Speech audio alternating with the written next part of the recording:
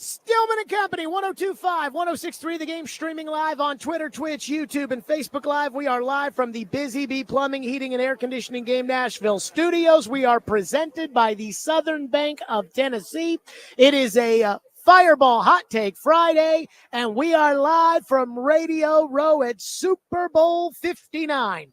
That's right, in our coverage here presented by Houston Clinic Orthopedics, Hiller Plumbing, Heating, Cooling, and Electrical, Family Leisure, Shane Company, Volunteer Hose and Gasket, 312 Pizza, Cedar Direct, and the new Cumberland.com. Woo, that was a lot to say, but I'm happy to be here on our final day of Radio Row, and we are loaded. I don't know if Vingan read off the guest list at the end of the program. Ian, I have no idea if Vingan did it. I hope he did. I don't know. But here's why I sent him. Today, Mike Florio, Chris Fowler, Caroline will be here. Aaron Schatz, an analytic guru with FT and Fantasy who Willie loves. Kurt Schilling is on the show, which is one of my favorite interviews.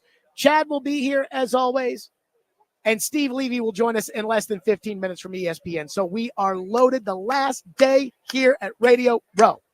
And the one thing that we really haven't done a lot of as far as our Super Bowl coverage has been concerned is we have really not spent a lot of time talking about the Super Bowl. You know, it was funny. I was talking to somebody today, and they say, you know, how much talk about the game have you done? I'm like, we haven't done any. We haven't done any. We're all worried about who's going to play quarterback for the Titans. We have not spent really any time talking about the big game. But let me just say this when it comes to the Super Bowl. There is a lot of juice in this Super Bowl. And I know that, you know, you'll say, well, every Super Bowl, there's a lot of juice. And there is truth to that, right? Like they have all the banners from all the Super Bowls that are up here as far as the, you know, there's the one that the Titans were in with the Georgia Peaches because it was in Atlanta. So every one of these games is going to have an NFL Films highlight video, and we're going to remember every single one for something. But there are some Super Bowls that just have more juice than the others because of what's at stake. And so, no disrespect, but like the Raider-Buccaneer Super Bowl in 2002, like that didn't really, you know, it was a Super Bowl and good for the Bucs, but it wasn't like there was a huge, juicy what this means for the state of the NFL and the future of the NFL and the history of the NFL. And this one does. Because if Kansas City wins, then Brady and Mahomes and the Chiefs-Patriots dynasties, like that talk at the MJ and LeBron level becomes legit. If Kansas City wins and Patrick Mahomes becomes the first quarterback to ever three-peat, and he's got 4 in 6 years, and it looks like if he wins this one, he'll probably hit 7, then I think it's a legitimate discussion, Brady versus Mahomes. I'm not ready to go there now. And I know there are a lot of people out there that are already having this discussion, but to me, it's not legit yet. But if he wins this one, even though Brady beat a young Mahomes twice, if he wins this one, then I think it becomes legit. Now, I would still put Brady ahead of Mahomes even if he wins this game, but that's a legitimate discussion. And then there's the dynasty talk. The Chiefs dynasty versus the Patriots dynasty. So the way that I see it when it comes to the dynasties, I actually already think that the Chiefs might be more dominant than the Patriots dynasty. Because if the Chiefs win this, then it's 4 in 6. With the Patriots, they won 3 in 4, which is what Kansas City's already done. They've won 3 Super Bowls in 4 years, but then there was that like 10-year drought. 4 in 6 is a different beast. It is a different animal. And so that's just the first part of this game. Where, again, I'm telling you, there is juice to this Super Bowl that is bigger than just who's going to be the champion of the NFL this year. And I certainly think Andy Reid and Belichick, that becomes a discussion. What's hard on the Andy Reid-Belichick front is that Andy Reid didn't win the Super Bowl in Philadelphia. Like, so he's dependent on this quarterback just like Belichick is dependent on his quarterback. And that's the one thing that even if Mahomes keeps winning with Andy Reid, he won't have that Brady does, which is Brady went somewhere else and he won.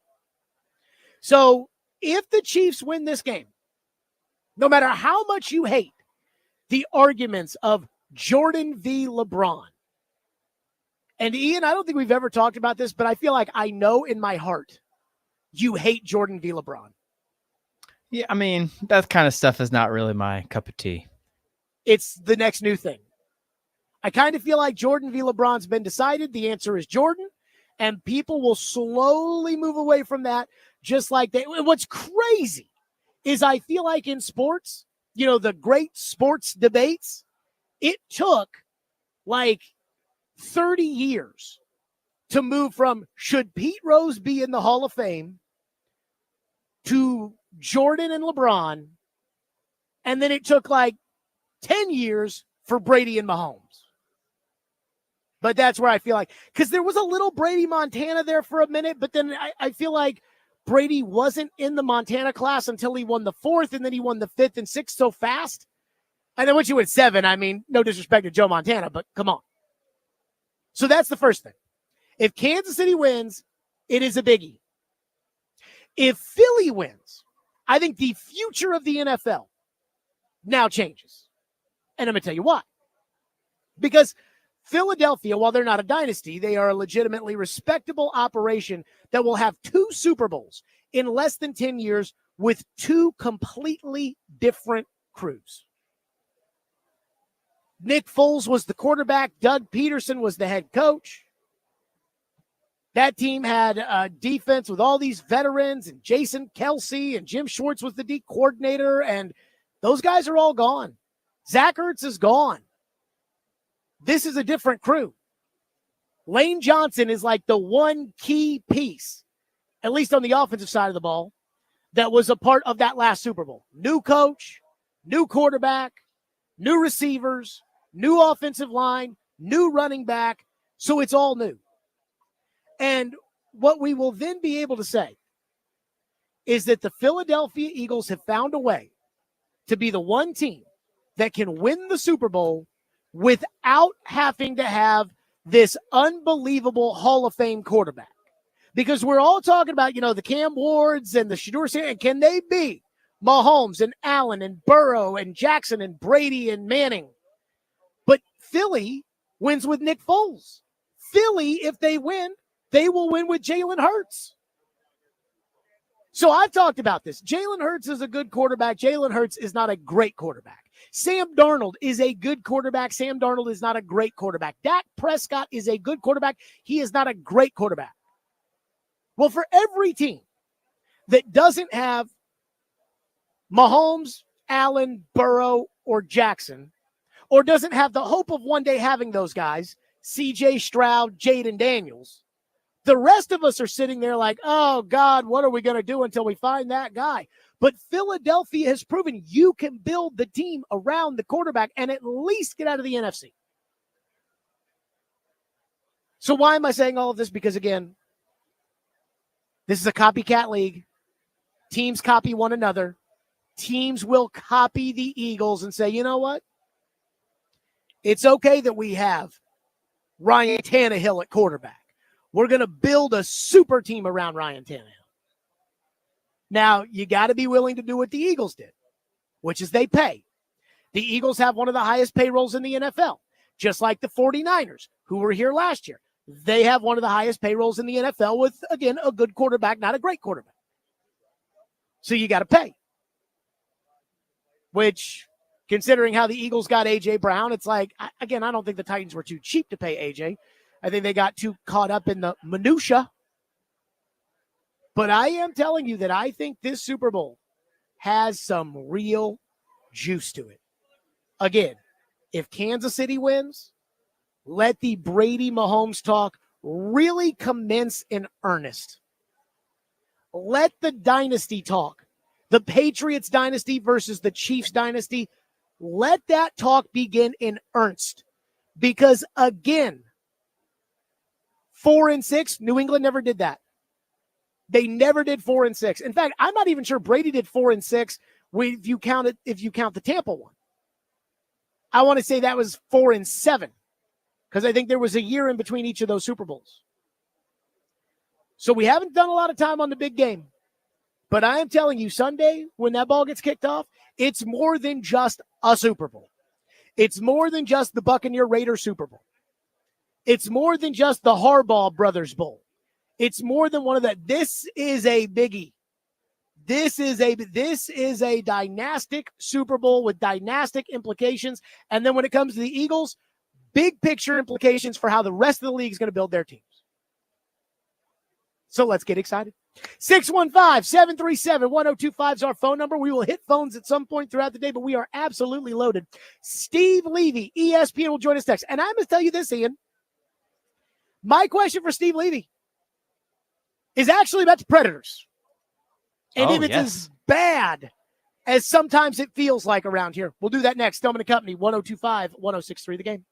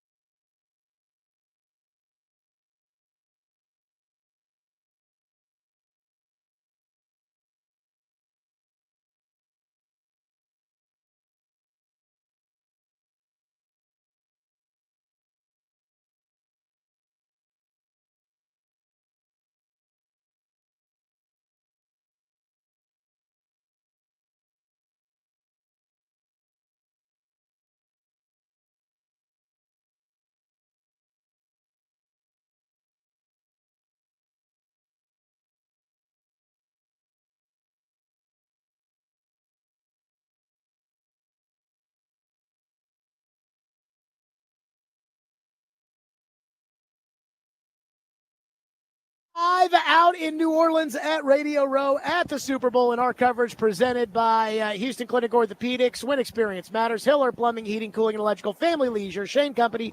Volunteer Hose and Gasket. 312 Pizza Company. Cedar Direct. The New Cumberland.com. Joined now by ESPN's #1 hockey guru. We're diving into the Preds right away, huh? Savant. Steve. How are we doing? Good. It's good to see you, by the way. Good. Steve Levy, ESPN, with us here on the program. Thank you. The Preds stink, but unlike the Titans, Okay. the Predators were not supposed to stink this year. They are playing Chicago tonight. They are playing Buffalo tomorrow. Yes. I hope they lose both games. Why, you're tanking for the draft? I am. Is that what we're doing right now? I am there. And Barry Trotz comes on our show every Tuesday. Yeah. I love Barry great Trotz. dude, yeah. And he comes on the show and I ask him, so is Andrew Burnett safe through the rest of the year? What do you say? What do you say to that? He says Burnett's safe through the end of the year. Okay. He says he knows he's a good coach. Yep. Cited what happened last year and said that was kind of a part of why they believe in Andrew Burnett. The sense I get is that they felt like Stamkos, Marchessault, and Brady Shea would just easily adapt right in, and it's been a kind of a tougher acclimation to get that going.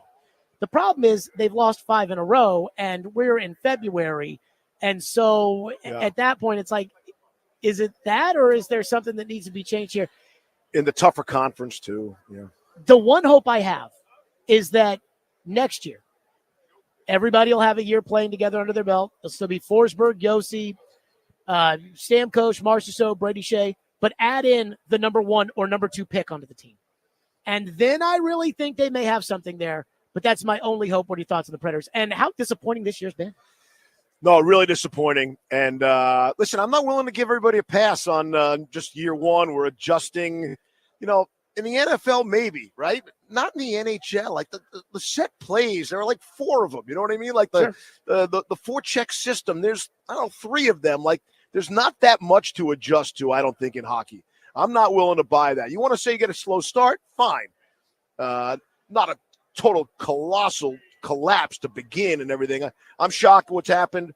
We do our preseason predictions. I didn't do it, but a lot of people had Nashville going far, really going far. Really, maybe some of you might have had them to pick the cup. So pick them to win the cup. So I am shocked. I'm a big fan of Marchessault from the way he plays, the style of Vegas. Brady Shea when he was with Carolina. And Stamkos, was an all-time player, an all-time guy. Now, he's gone through some slumps. But he bounced back in a big way. Some people thought he'd never return after the injuries he had, and he went on to score 40 more goals. So I'm surprised it's gone so poorly.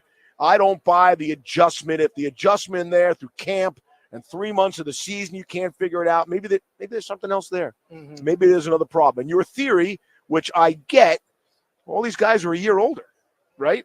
Sure. In that theory next year. So, Stamkos is not going to get faster and quicker. Neither is Marchessault and Shea.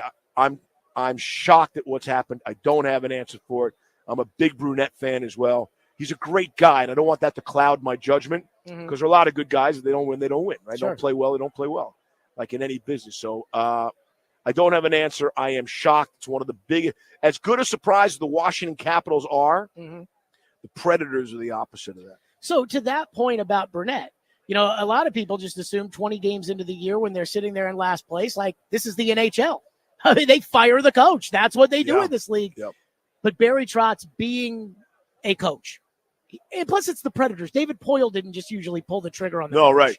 So I do wonder, is it the wrong thing to make the excuses for Burnett to say, because in other places he'd be gone right now, and Barry Trotz isn't doing that.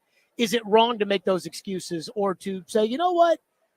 Barry says he's a good coach. He got good results last year. He got good results that year. He was the interim coach with the Panthers. Let it ride. It's the old thing with firing the coach, right? Who are you bringing in? You got somebody better in the wings? You're going to just give it to an assistant? Is there a veteran guy who's out there sitting around? The name that comes up here is Joel Quenneville. Yeah, obviously his name has been around a lot of circles, but how about Jim Montgomery gets fired from Boston? Yep. Within a week, he's hired. Maybe less than a week, hired to run the Blues here. We see what's going on in Detroit. The coaching changed there. They skyrocketed. The Rangers, to me, maybe this is somewhat similar. It's obviously from market. No coach besides Peter Laviolette survives what has gone on in New York. That would have been the show, the one that you'd say, all right, they got to fire the coach. All these high-priced players expected to compete for a Stanley Cup, and then they've sort of steadied the ship as well too in New York and figured out deadline will be very interesting. Because obviously, Preds can't get out of this hole. Trade deadline will be fascinating. Are there pieces they want to, sell off and get some more picks? Can't go into a total rebuild.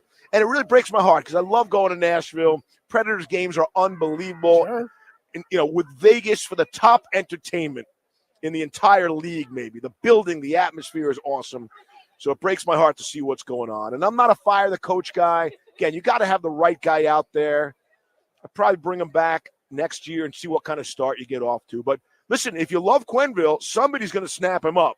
And if you're thinking he's your guy, then maybe you do have to act first. I mean, Steve Levy's with us. We're all friends. I'm a little morally opposed to Quenneville. I'm not the biggest stand on the soapbox guy, but what happened in Chicago was pretty reprehensible. And so I have a hard time just personally getting over that. Is that forever? It's going to be for a long time. Okay. It's going to be that was some really bad stuff. No, I hear you. Other people involved with that have been hired. True. In the NHL. But if I didn't hire him, right. I didn't hire the Stan Bowman. Okay, then why did you bring up Quenneville's name? Because that's the name that people throw out. You're like, if you're going to fire him, the people say that they should go hire Joel Quenneville. Right. Okay. So you got somebody else besides Quenneville. Yeah, no. I hear what you're saying. I don't want to fire the coach. Morally opposed. Good. Let's keep Brunette. Let's give him next year. I think part of that is because I really hated John Hines. I loved Laviolette. I hated John. What'd you hate about Johnson? Just rubbed you the wrong way, not warm and fuzzy? I thought, it was probably larger than Hines. Like David Poyle was I felt scapegoating Laviolette for the fact that he had signed guys like Ryan Ellis, who, was kind of at the end of his career because he was so small and getting injured. Ryan Johansson, who I'm not sure really gave a crap about hockey. Like he had signed these guys to these 8-year deals and now it was starting to blow up. And I didn't think it was Laviolette's fault. And they kind of put it on Laviolette and said, no, John Hines is our answer to get out of this. Yep. And then John Hines, I don't think ever made the team better. I mean, look, he's doing well this year with Minnesota, but I think he stinks. So I feel like because I was going to love whoever the coach after Hines was, no matter what, because I couldn't stand Hines. And that might be why I'm giving Burnett some latitude. Listen, the Philip Forsberg window, I think, is real. Like, you got a superstar player. I know he's locked up and everything, but every year is a year on the odometer kind of thing. Can I ask you about Saros? Yeah. Because I feel like the Predators tell us that he is Pecorine 2.0, like Brett Favre to Aaron Rodgers. And I just don't think he's that good. If he was that good, he would have won a playoff series by now, Steve. So that's hard to believe, too. Look, I'll be honest, I haven't seen a lot of Predators this year. They sort of fell off the face of the earth. On the radar. in the standings. You be the Preds Chicago tonight? You're not flying right out of here to go call that game? Probably not, no. Battle for the top pick, I guess. I think he's considered a quality netminder. He's a top 10 goalie in the league, that kind of thing. But you should win a playoff series with that and surrounding talent. And, I can't tell you why it hasn't happened. I think he's a quality goalie. So you think he's good, but you're not willing to put him in the Rene. Rene's got a statue out front of the building. That was a little over the top for my liking, but you didn't think he deserved that? I mean, I think he deserves to be in the team's Hall of Fame, which he is. A statue. God, how many statues are out front? I don't know. 0. Just one? Just his? Yeah. Like, if we're going to put a statue, Mahomes deserves a statue. Got it. Pekka, is at the same level. Steve Levy's with us. I have to ask you this question. Yeah, I have to ask this question, which is, we're going to have one of these because we're building a $2 billion stadium. We're going to have a Super Bowl in Nashville. Yeah. I remember the Stanley Cup final. You and Barry Melrose were all over TV hyping up how great of an experience it was. Yeah. Do you think Nashville is the kind of city that if they do the Super Bowl right the first time, one, what's your expectation for that? And two, do you think we could really elevate our city as a bigger city in this country if we do it right? So the answer is yes. I love Nashville, and I love it for a lot of the reasons I like New Orleans as well, by the way. It's obviously a good time of the fun. It is the walkability of these cities. It is the hotels to the convention centers, to the stadiums, to the arenas. And this is one of those cities, and a lot of places can't do it. I'd say Nashville as one of those cities. Mm-hmm. I think Nashville and New Orleans have a lot in common. Are you good with that? I mean, New Orleans is like... What?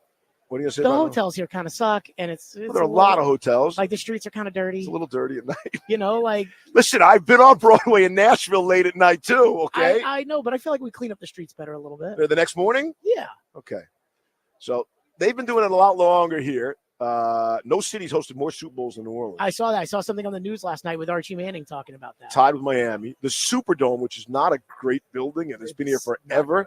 8th Super Bowl. No stadium's ever held more Super Bowls. But it's the city. I think it is the walkability. I think it's proximity of everything. I think it is fun and party and the jazz and the food. And I think Nashville has a lot of those same things. You know what I mean? You want to break down the sweepers on the street. I'm not ready to go there. But in terms of music and food, positivity, nice people, great locals, ready to show off their towns, absolutely Nashville could be in the mix.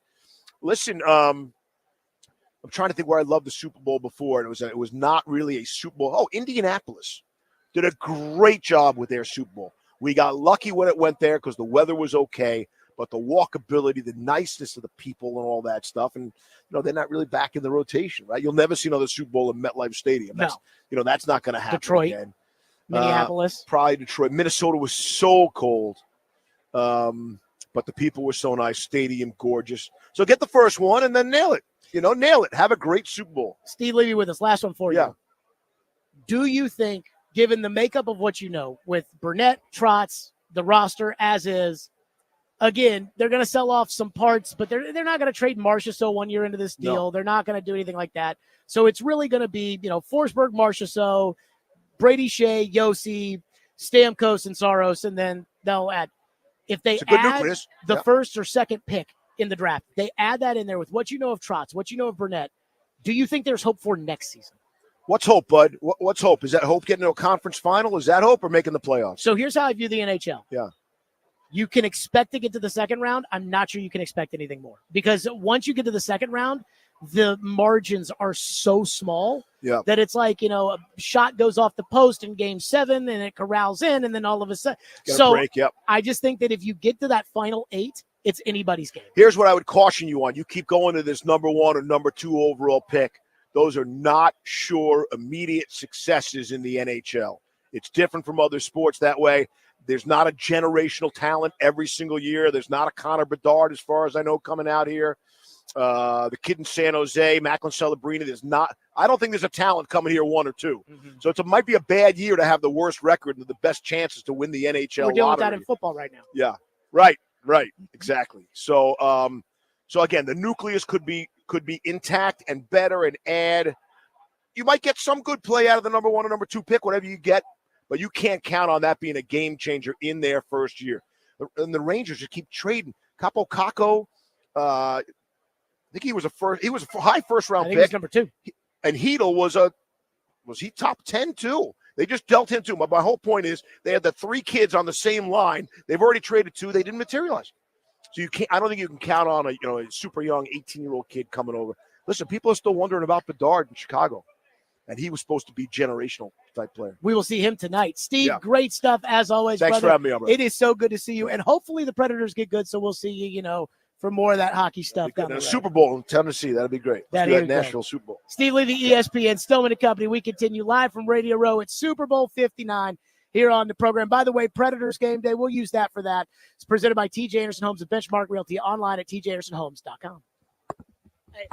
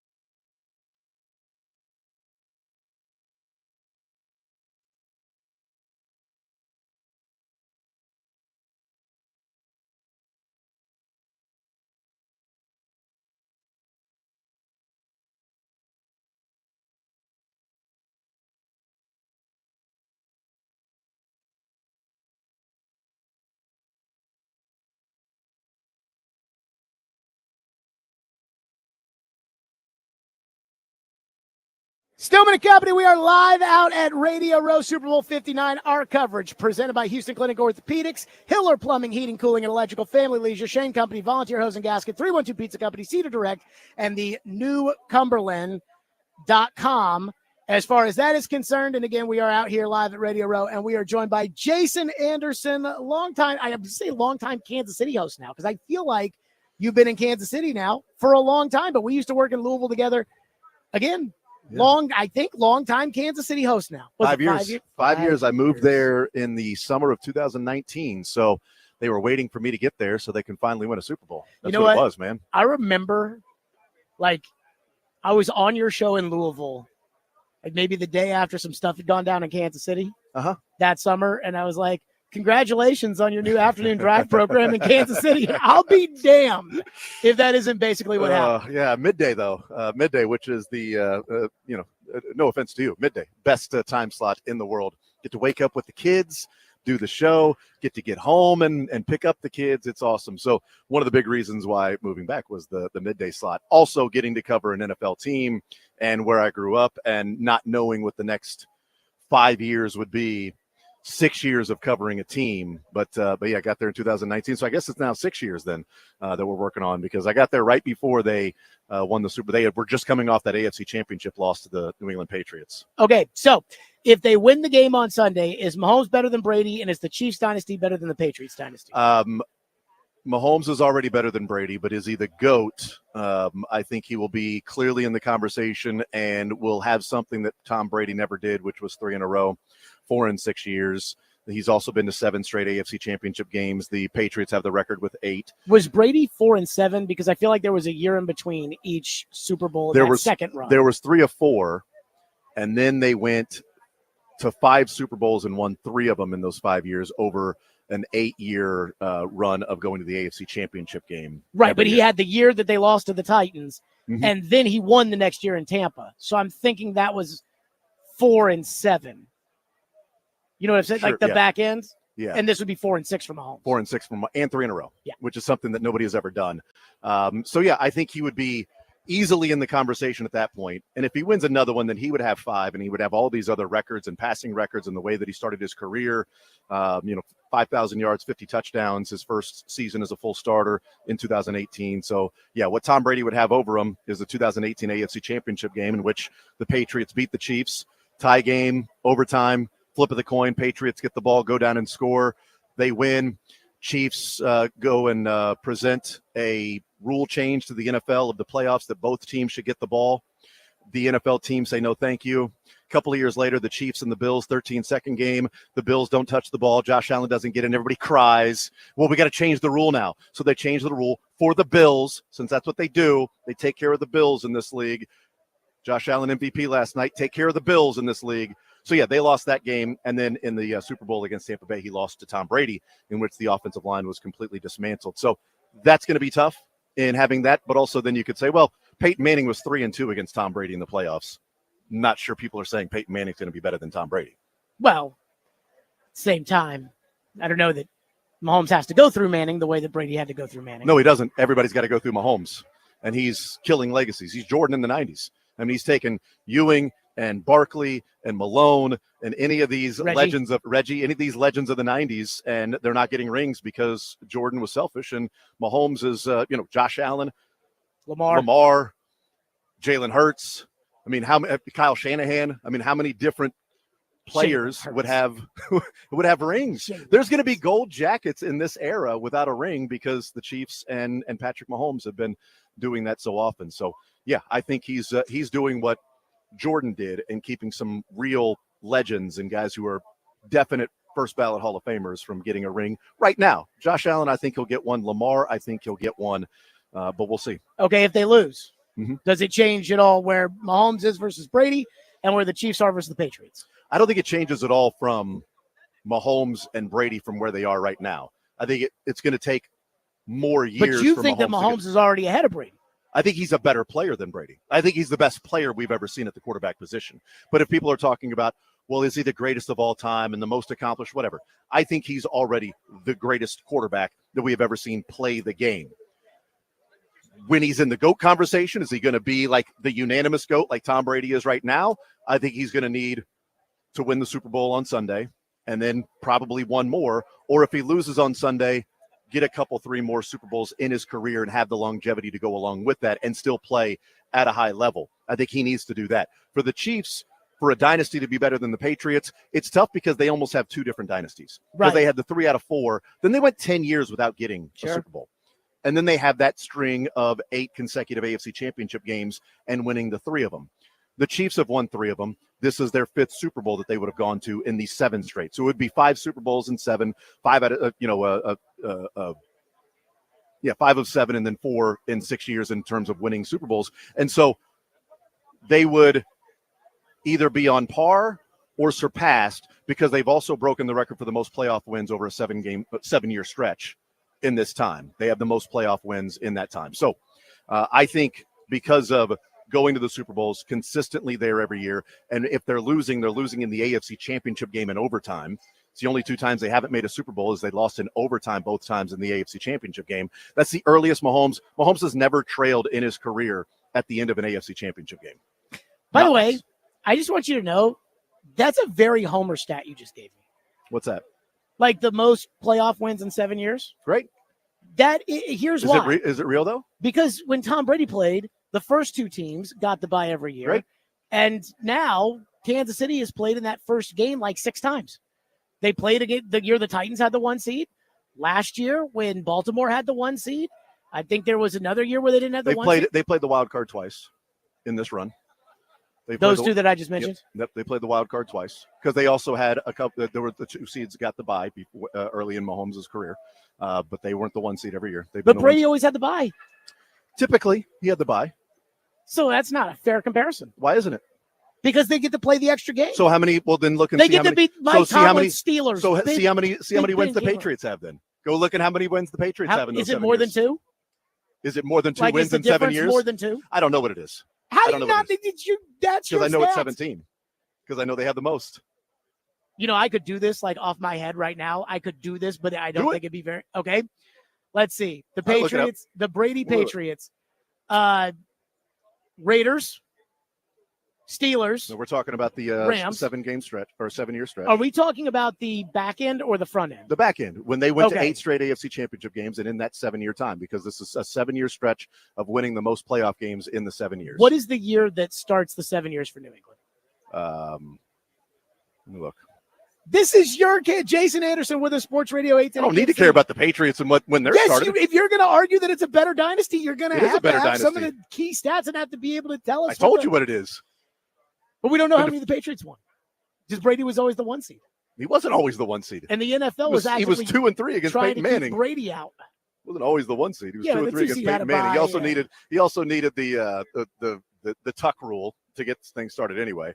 We don't need to get in all of that stuff. So let me look here with New England. Is there any fear, by the way, that Mike Borgonzi leaving the Chiefs is going to make any impact on Kansas City's bottom line? I mean, is there a fear? Not really. But he could. He could.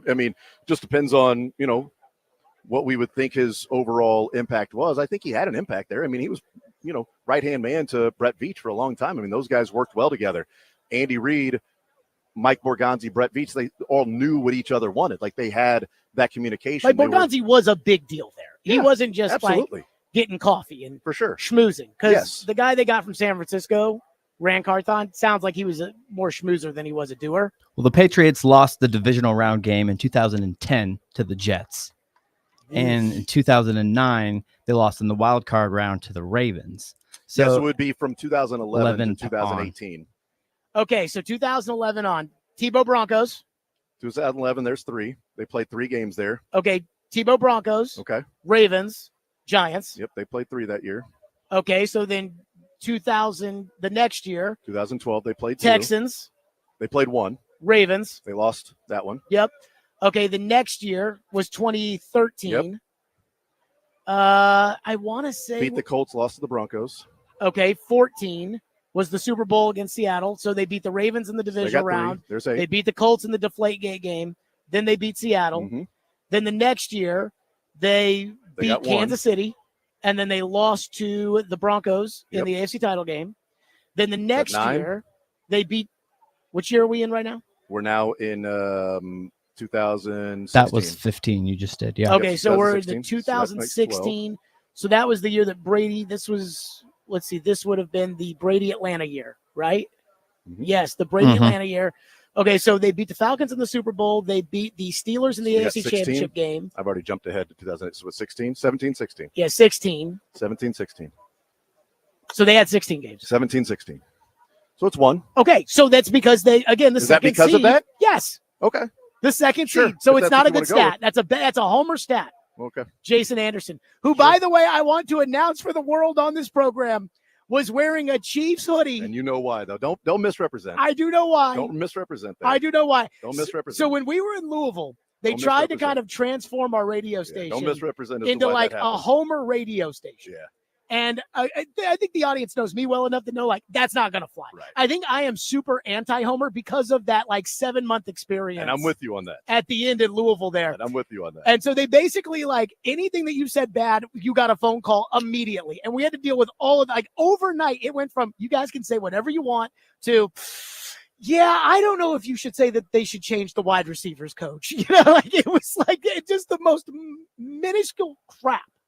And so from that point on, I was like, I'm never going to be like a freaking homer. Like, I will go to the Titans games as a fan. I am a Titan fan. You know that. Right. I will not wear Titan gear to the Titan game. Like, I don't want people to see me at the Titan game in Titan gear. Yesterday, because of a confluence of events that were beyond your control. Yep. You were on Radio Row. Yep. Wearing a Chiefs hoodie. Yep. And I loved every second of it. And I hated every second of it. And I And was uncomfortable the entire time. I tried to, like, it was very understated, just a black hoodie with a small arrowhead there that I kept trying to put the press pass over. did you, when you knew that you had to wear this on Radio Oh, Row, I hated it.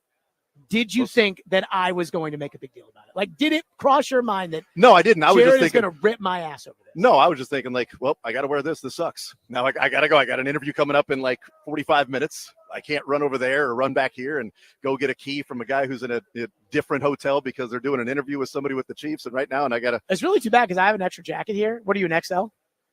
large. You could wear an I XL, could wear though? an XL, yeah. I had an extra jacket I here. didn't know that. That's why you ask. That's why you ask these Just questions. try to do a show. So I show up just to do a show, man. Did I tell you what I did yesterday? What? So I went on Felger and Maz in Boston. Yeah. And we went on at 4:00. So I just decided, you know what? We're just going to run their stream. So we just ran their stream while I was on their program. And as we're on, they're like, so guess what? Apparently we're on in Nashville. And they were like, can you do that? Is that legal? We're like, I no, don't know. it's definitely. But I'm like, what are they going to do? Sue us? Right. Did they sue you? Of course not. Okay, that's good. So, Jason, always Good. good to see you. As I always, don't know my that it's brother good to hits the see Super you, Bowl. brother. I mean, hey, if you keep rocking the team gear, we're going to keep bringing it up. As long as you as long as you give the full context to that and not present it out of context, which I know you kind of like to do, Jared. I think your You're listeners giving may our know. stats out of context That- over here. That's not an out of context stat. Little brother Jason Anderson Not joining an- us as always. On There the are program. 2 games the Chiefs had to play in the wild card. They got the bye. All of those years, they got the bye. By the way, do you know Just like you said, the Patriots do you did. know what you guys never do in Kansas City? Lose Super Bowls. You guys or, never thank Ryan Tannehill. or not have to And not have to Derrick worry Henry. about the season ending at the end of the year. You never Not have to worry about losing before the divisional round You or the never AFC thank Championship Ryan game. Tannehill for his contributions to the Chiefs dynasty. What's his contribution to the Chiefs done? He knocked off Brady and he knocked off Lamar in 2019. And there's no guarantee that the Chiefs, if they had to go the route Well, yeah. of going They can on only the road, play the people that they played. right? But if And they learned last year going on the road wasn't an issue. if they had to go on the road, you know, again, who knows? Yeah. Then Ryan Tannehill threw 3 interceptions in the Bengals game That's right. when they had the number 1 seed, and that Titan team. Well, the Chiefs lost to the Bengals that year, though, in the AFC You Championship know what? game. You're right. So Ryan Tannehill screwed him over because they would have toasted the Yeah. Titans. No, I think the Titans. The 'Cause that was Titans a were 13-second always game. a 'Cause- bad matchup for Because them. that was a 13-second game, and I remember thinking Chiefs-Bills is for the Super Bowl because the Bengals won. Like the Chiefs and Bills is going to be who's going to go to the Super Bowl. Whoever wins the Chiefs and Bills game in Yeah. that 13-second game, that wasn't the case. I still contend that if the Bills would have won that game, they would have beaten the Bengals. I think the Chiefs were a little too like, we got this, we're good. We just beat the team we're supposed to beat Yeah. in the Bills. Yeah. Now we're good. You see And- that a lot in basketball when like a team wins like a big Sweet 16 Yeah. game and they get too excited about it and then they Right. don't show up for the Elite They haven't Eight. lost a playoff game since then, the Chiefs, though, by the way, since they lost that Bengals game in 21, because they were we're up by 18, we're good, we got this, and they haven't lost since then. Well, in they the have the playoffs. refs cheating for them. Jason Anderson, as always. For the mouth breathers and the people that don't have brains, they have the refs cheating for them. If people don't understand how football works, they have the Chiefs reading. You know what's crazy? And I've tried to Chiefs, interview this. I've tried to end this like 6 times, but there's still something more every time. Nobody talks about right before halftime of the Bills-Ravens game. There was the pass interference. Nobody talks about the offensive pass interference that was called. Nobody talks about. You know what? You know who's not talking about it? Juuse Saros said it was a bad call. Bills fans aren't talking about it. You know what Bills fans have been crying about for 2 weeks? You know what Bills fans have been crying about for 2 weeks? The spot, a fourth down spot, and that fourth down spot, all it left the Bills with was a 1-point lead, 13 minutes to go, 2 more possessions, and an opportunity to stop the Chiefs anytime they wanted. They didn't do it. You know what's funny? I was not thinking that you guys were going to have that offensive pass interference in the back pocket. I saw it when it happened. I'm like, when it happened, I'm like, that's a terrible call. It was awful. And it's going to give Buffalo the game because I thought Allen was going to score to begin the second half, and Lamar can't come back from like down 17. So I'm like, game's over. And Gene Steratore said it was a bad call. And I'm watching this, and I'm like, if this were the Chiefs, Twitter would be freaking 100%. Melting down right now. The touchdown before halftime to Mac Hollins in the AFC Championship game. Deion Dawkins, it's an obvious false start. He flinches, and then he jumps back early. No call. If that was the Chiefs, it would be shown people don't even know that was a false start. Like, I've had to show people on Twitter. I have no idea what you're talking about. The Mac Hollins touchdown, that was a beautiful dime by Josh Allen. Great. So I'm glad they didn't call it because it was a great throw. It would have been taken off the board. We wouldn't have known it was a throw because they would have stopped the play right as it happened. But that was a false start, but people don't care about that. It's the absurdity of, well, they get every crucial and critical play that goes their way in the calls because you think it's crucial and critical at the time. I'm pretty sure that 20 seconds to go before half, a 36-yard touchdown pass when you're down by double digits is a pretty crucial play that didn't go their way. But people want to just simply focus on those things. They don't actually have the cognitive ability to break down the games and see what happens in the game to argue that. They do well, what about the calls that aren't called? Well, they get all the calls. Okay, show me. Well, what about how skewed it was for the refs? Okay, show me, because I'm offering video evidence and specific things. You are not. And I'm telling you that the Chiefs cut their penalties in half in the postseason. And it's like, well, yeah, because the refs are on their side. Right, but they also cut their turnovers in half in the postseason too. Is that the refs? Crickets. Nobody wants to answer that. So maybe as the Chiefs go through the regular season and say, we're just trying to get through these games to get to the postseason, they eliminate penalties and turnovers, and that's how they win. And it's not because of the refs. It's because they're better. And that's tough for people to get, Jared. Sometimes it is the refs. Jason Anderson, it's as never been always, the refs. on Not our once program. has it been the refs. Was it the refs last year when Lamar was Jackson? Was it the refs 2 years ago in the Philly game with the holding call? No, it wasn't. It wasn't. It was the Philadelphia Phillies that had the Eagles that had a 10-point lead, and Jalen Hurts dropped the ball. It was the Chiefs getting literally every yard in the second half they wanted. The Eagles didn't stop the Chiefs from scoring a touchdown one time in the second half. They scored every single possession that they got in the second half, a touchdown. You listen to this guy? Now you know why he's got a Chiefs single touchdown. In the second half. Every single possession in the second half. So if you want to focus on one play in which James Bradbury, after the game was over, that said, yeah, I held him, I was hoping they wouldn't call it. Because if you don't call that, now you're saying Juju Smith-Schuster doesn't get the advantage. Juju won the route. He ran a whip route. He beat him inside, cut back. Bradbury was beat. He had to hold him to get back in line. And if he doesn't hold him to get back in line, it's a touchdown. He holds him. He has to cheat because he got beat. So if you don't throw that flag, you're saying that defense is allowed to cheat. It's not the refs. It's they're better. Jason Anderson, Stillman and Company, 105 the game.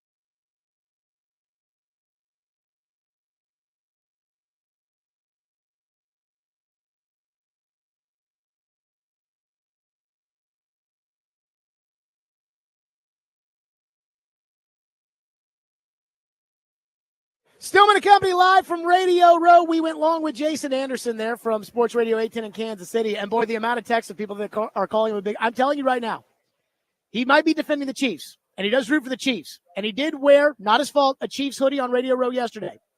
But let me just say this. He's not a homer. Trust me. I worked with a guy. He's like the reason that I'm not a homer. So just keep that in mind. Caroline is here. She will be with us next, and we'll do that next. Hi, Caroline. Did you just think it's not his fault that he was wearing a Chiefs hoodie? Who I'll else's fault explain it would to it you in be? just a second. You lose a bet? I'll explain it. Okay. Stillman and Company, 102.5 The Game.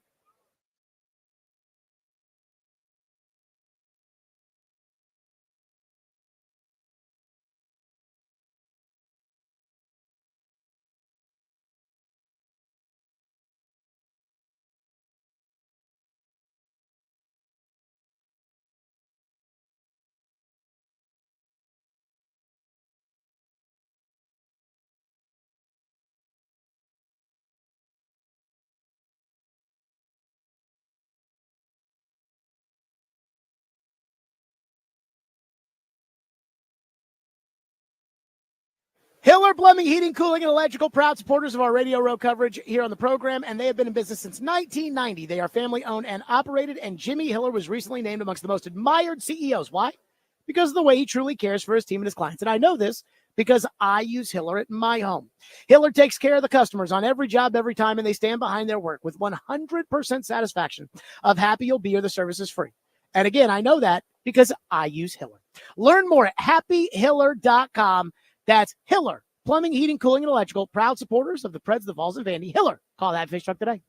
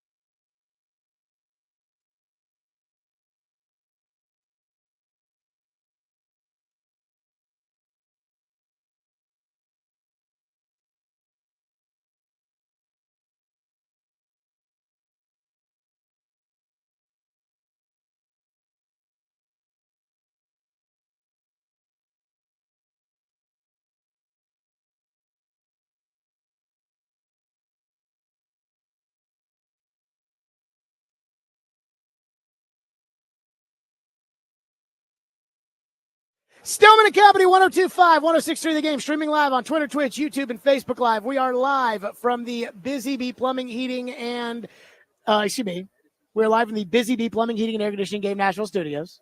Live from Radio Row at Super Bowl 59, presented by the Southern Bank of Tennessee on a Fireball Hot Take Friday. There we go. There Got it all is. out. My There's goodness. just a You should lot be of an stuff. Auctioneer. There's just a lot of stuff that, I'm sitting here telling everybody about how great it is. And our coverage here at Radio Row is presented by Hiller Plumbing, Heating, Cooling, and Electrical, by Houston Clinic Orthopedics, by Shane Company, by thenewcumberland.com, by 312 Pizza Company, by Volunteer Hose and Gasket, and by Cedar Direct. Caroline Fenton is here with us here on the program. Caroline, it is good to see you out here at Radio Row. Hello, how we doing? So how was our first Radio Row experience? It's a lot. It was great.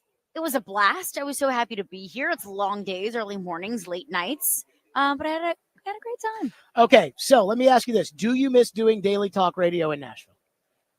Of course I do. But you don't have to like play for the cameras. Like you just say whatever you want. Yes, I do. I do at times, and then at other times it's very nice to not talk about the Tennessee Titans. Like the same thing over and over and over again? Yeah, but I would say when I decided to leave, you told me there are going to be times when you have FOMO, when the Predators win the Cup, if the Titans get to the Super Bowl. I shockingly have more FOMO not being able to talk about the Titans with the first overall pick. Like that is some fun and juicy tea. But it would be a lot more fun if this draft didn't suck. But nonetheless. So you think it sucks like everybody else does? I do think it sucks. Which by the way. Also, didn't they say the 2017 draft sucked and then Patrick Mahomes got drafted in that draft? Yes. I mean, what we say on February 7th, 2025 is not what we're going to say in October of 2030. But how I see it right now, yes, it sucks. So to your point about the FOMO thing, that really came from me. Like telling you about that experience came from the fact that when I left Louisville, like maybe 6 months after I left, was when the scandal about the prostitutes and the recruits. And that's right up your alley. Oh my God. That is so your kind of tea. I mean, that is my bread and butter. Like if I left and then Todd Downing got the DUI, I would have been like, dang it. I don't want to talk about that. But instead the hockey team sucks. The football team sucks. Hard to have too much FOMO there. There is not a lot of FOMO to miss out on with that. I will say that you brought up the quarterbacks in the draft class. Yeah. Do they really suck that bad? I mean, I'm no quarterback guru. But you watch a lot more college football than most people. I do. I definitely watch a lot more college football than you because you hate college football. We have Chris Fowler coming on in 20 minutes. That is so not a way to say, oh, I love college football. Chris Fowler's great. And he is a good person to ask that question. I personally don't see either of these guys as futures of the franchise, of guys that can come in and turn it around right away. But to be fair, I don't know if I necessarily saw Jaden Daniels as that either. And he brought the Commanders, who have been swimming in the sea of suck for years and years and years, almost the entirety of my lifetime, to the NFC Championship game. So take that at least with a little bit of a grain of salt. I think my concerns about these two quarterbacks are a little bit different. I don't know if what Cam Ward did at Miami, which to be fair was pretty remarkable, pretty incredible. Like if you want to see some remarkable Superman kind of stuff, just watch the fourth quarter against Cal. I don't know how well that translates to the NFL. I don't know. It's one thing to be able to do what he did and scramble the way that he did and make miraculous throws the way that he did against Boston College. It's a totally different situation to do that against the Philadelphia Eagles. And I think with Shedeur, my biggest thing is kind of the off the field stuff, Well, I got yelled at for that by Solomon Wilcots earlier this week. Well, what did Solomon Wilcots say? He was like, I didn't know. I asked him, is Dion going to be, a problem? Mm-hmm. I think it's a fair discussion. If you draft Shedeur Sanders, is Dion going to be a problem? I think that's a fair question. Fair question. He might not be. And Solomon was not happy about that. But then again, the next day, Solomon posted a picture on Twitter, and he was wearing a Colorado Buffaloes jacket. Mm-hmm. So maybe that's why, Solomon was so defensive about, Dion. And the line is, I didn't know that it was a bad thing to have a father interested in his son's success. Of course it's not. And it's guys, I'm not saying Dion's a bad dad. What I'm saying is Dion Dion has the potential to be a bad football dad. Is Dion going to be the kind of guy that wants to be involved in Shador's day-to-day operations? Look, maybe he's not. Maybe he's the guy that's like, I'm going to stay at Colorado. I got my job. You got your job. And I'll wish you the best. Do you think Dion could let Shador have the season that Will Levis just had and not go scorched earth and nuclear on the Titans? I don't think so. I don't either. I don't think so. And whether it's that or whether it's Dion saying something cryptic or Dion saying something to the media that, causes that to be the conversation rather than what's happening on the field. That's all off the field distractions. And I think my thing with Shador is something that D-Mays says all the time and something that I steal from D-Mays all the time. And it's, do you love what you can do for football or do you love what football can do for you? So you don't know if Shador loves the game? I don't know if he does. Really? And maybe that's not fair of me to say. I interviewed him yesterday. I got to talk to him a little bit yesterday. And there was a lot of talking about, being legendary and, just certain things that look, it's not bad to want to succeed. It's not bad to want to be legendary. Did you ask him about wanting to be legendary or did he bring it up? No, I didn't ask him about wanting to be legendary. Of course he wants to be legendary. It's a silly question to ask. He had I don't know. It's just kind of the vibe that I got. I don't know if there's a specific example, and that's not really helpful. But there's a specific example of anything. Here's one example. And this is minute. It was a 15-minute conversation. So I understand I can't evaluate someone's character and personality just based off a 15-minute conversation. But coaches and GMs aren't going to have that much time with him either. So first impressions matter. Every little thing you do matters. Obviously, the Will Levis chip bag thing, that mattered to a GM. I was doing an interview with him. After I finished up doing the interview with him, our social people wanted to do a little back and forth with him. I think they were showing him his old highlights. He was going to give a little play-by-play. Our social media representative here was talking to him and walking him through it, and he was on his phone scrolling while she was talking to him. And look, I get it. I know there's a lot of times I do things that I don't really want to do, and I'm sure he really didn't want to do that. I'm sure that he had so many other things he could have been doing, but just that kind of thing just kind of turned me off a little bit. And look, I totally understand that what I'm saying might not be totally fair. It was just a vibe. Okay, if Brian Callahan said to you, Caroline, you were more right about the right tackle position when I came on the show at the Combine, and you asked me 8 different questions about the right tackle spot. Yeah. And Caroline, you were the one that asked L'Jarius Sneed if he signed a waiver for his knees and pissed him off, which I was very proud of, by the way. Thank you very much. And turned out it was a problem. It was a problem. If he asked you, Caroline, you watch a lot of college football. You're on the SEC radio network. You're on college sports radio on Sirius XM. Who should I take with the number 1 pick? Abdul Carter. Really? Without hesitation, with zero hesitation.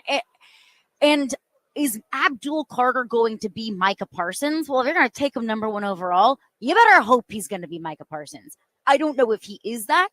I do think that he is the best player in this draft. Interesting. Over Travis Hunter? Here's the thing with Travis Hunter. I love Travis Hunter, but who are you drafting him to be? What are you drafting him to be? Are you drafting him to be a receiver? Or are you drafting him to be a receiver? I'm drafting him to be a receiver. Are you drafting him to be a receiver because you feel more justified in drafting a receiver with the number 1 overall pick, or because you think he's a better receiver? I'm drafting him to be a receiver because I don't value the cornerback position very much, and I feel like he'll be a really good receiver. And I think a really good receiver is a $30 million player in today's NFL. And I think the best corner is like a $25 million player. But I don't think that that's the way that you should approach it. But would you rather have A.J. Brown, who's a really, really good receiver, or would you rather have Patrick Surtain, who's the best corner? I would probably rather have Patrick Surtain. I mean, really? Like even the player of the year. But also, I think that Travis Hunter is a better corner than he is wide receiver. So you would be drafting Travis Hunter to make yourself feel better about justifying drafting Travis Hunter number 1 overall, when he would probably be better suited as a corner. So that is my only hesitation with Travis Hunter.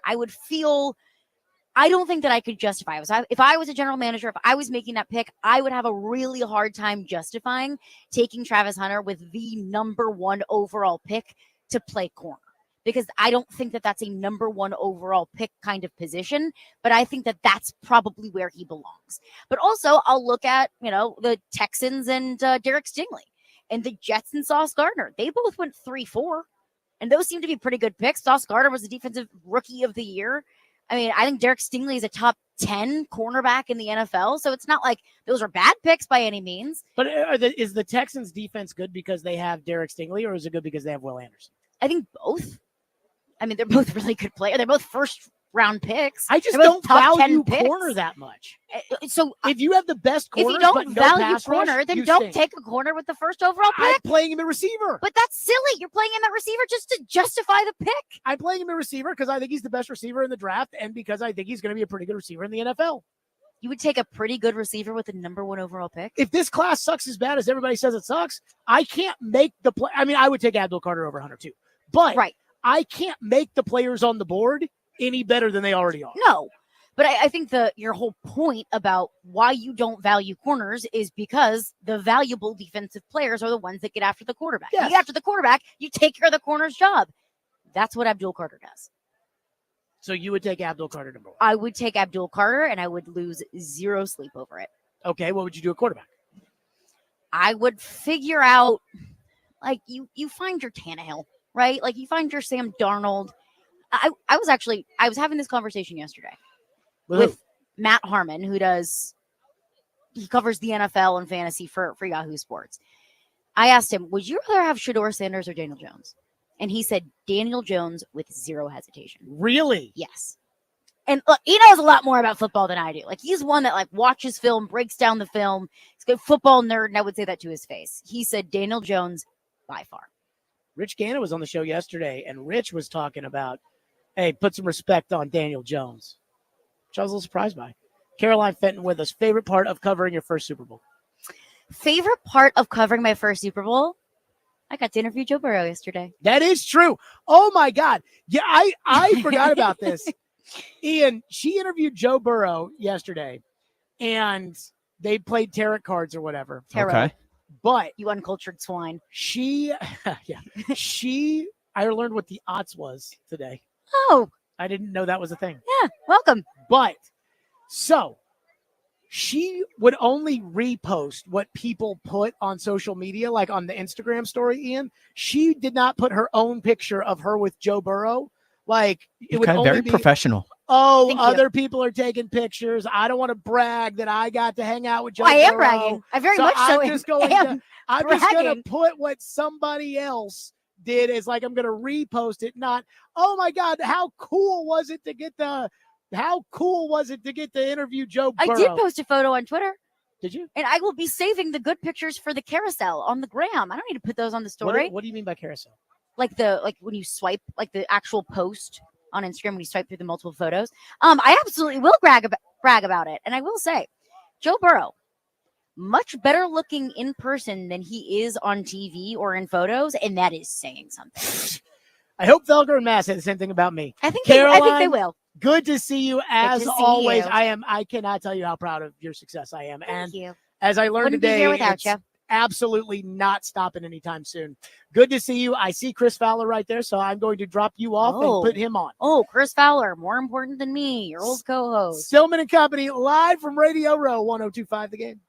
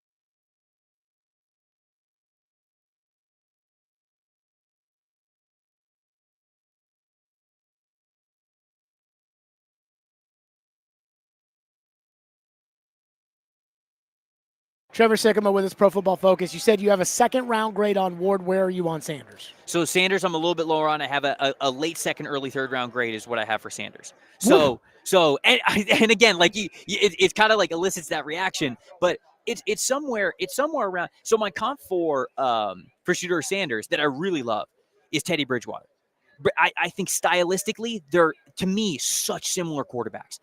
Just the arm talent, okay, it's not the biggest arm in the world, probably adequate for the NFL level, so it's fine. But you got to think about, you got to be a better anticipator to make sure that it works, and Teddy Bridgewater kind of was. I think people forget about how good Teddy Bridgewater was when he was at Louisville and when he played for the Vikings before the leg injury. He was a different quarterback, and I think that he was ascending to be a pretty good starting quarterback. That was Trevor Sikkema on our show. And so we thought Chris Fowler was stopping by, but he's going to do one hit before he comes over here. So Fowler is right around the corner. So Caroline just, Ian, should I say Caroline told me, like, everyone's going to know where this came from, right? Maybe. So Guess I do now. Yahoo Sports and their set here at Radio Row at Super Bowl 59 is presented by Toyota, who is apparently the official partner of Super Bowl 59. And so they had all their guests that went by the Yahoo set sign a Toyota truck. Shedeur Sanders signs his name with money signs. So it is money. I'm looking at the picture right now, and Ian, I'm going to send this to you. It is money sign, S, squiggly, S, like not a money sign, S, squiggly sign, money sign. So Shedeur Sanders signs his name. Money sign, squiggly, S, squiggly, money sign. And so I asked somebody walking, I said, hey, is this a red flag? They said yes. Ian, is it a red flag that Shedeur Sanders signs his name with money signs? A red flag as in he might not be a good player? Yeah, that he might be, like Caroline said, he might not be interested in football. He may be interested in, what is the line she said she stole from D-Mace? People are not interested in football, but they're interested in what football can do for them. Something like that. Yeah. I don't know. I suppose you could think of it as that. Yeah, maybe he has his mind more on the contract than the game. I don't know. I mean, at the quarterback position, in my opinion, at one of these like hyper individual positions, running back, corner, wide receiver, you can be that way because when you're the running back, yeah, pass protection's kind of a team element. But when you're the running back, like, man, you get the ball and you go where you're supposed to go. When you're a receiver, you're one-on-one with that DB. You beat him, you don't, you catch it, you run, that's you. When you're a DB, it's like, when you're playing man for man, it's like, I got you, it's me versus you, and that's all I'm worried about. When you're offensive line, like you can't be, you got to always be about the group, the pack mentality when it comes to offensive line. When it's quarterback, it's more CEO-like. It's a very calm, very, those kind of things. And so when you're signing your name with the money signs, I mean, that would make me nervous. Throw it onto the list of things that we should be concerned about.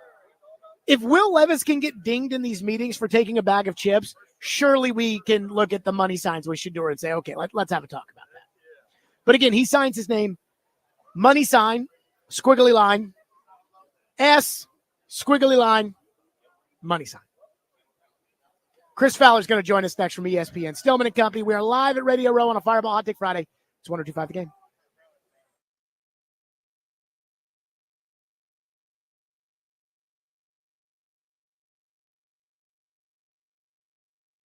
Fireball whiskey is the best. That's right. In fact, the Sazerac house right here, Sazerac Company owns Fireball whiskey in New Orleans, but it was Nashville that made New Orleans famous, or that made Fireball famous. And that's why if you're having a party for the big game, you want to load up on ice cold Fireball cinnamon whiskey. Why? Because when that big touchdown and you win that square and you whatever, you're going to want to toast with your friends with ice cold Fireball cinnamon whiskey. Do not go to a party without it, and do not host a party without Fireball whiskey. Ignite the night. Please do responsibly. Be 21 years or older to enjoy Fireball cinnamon.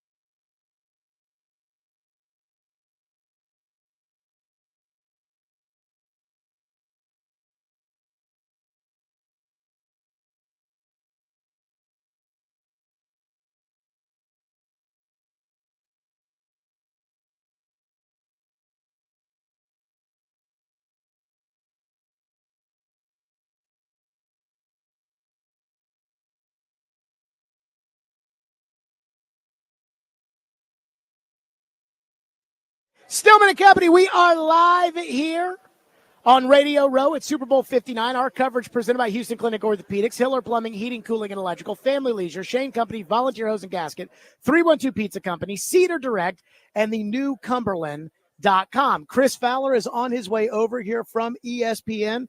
He's getting stopped by people on Radio Row to take pictures, but he will be with us in just a second. A lot of you are pissed off. The text line has a mixed reaction to Shedeur Sanders as far as the signing his name with the money signs. And so, you know what I just realized, Ian?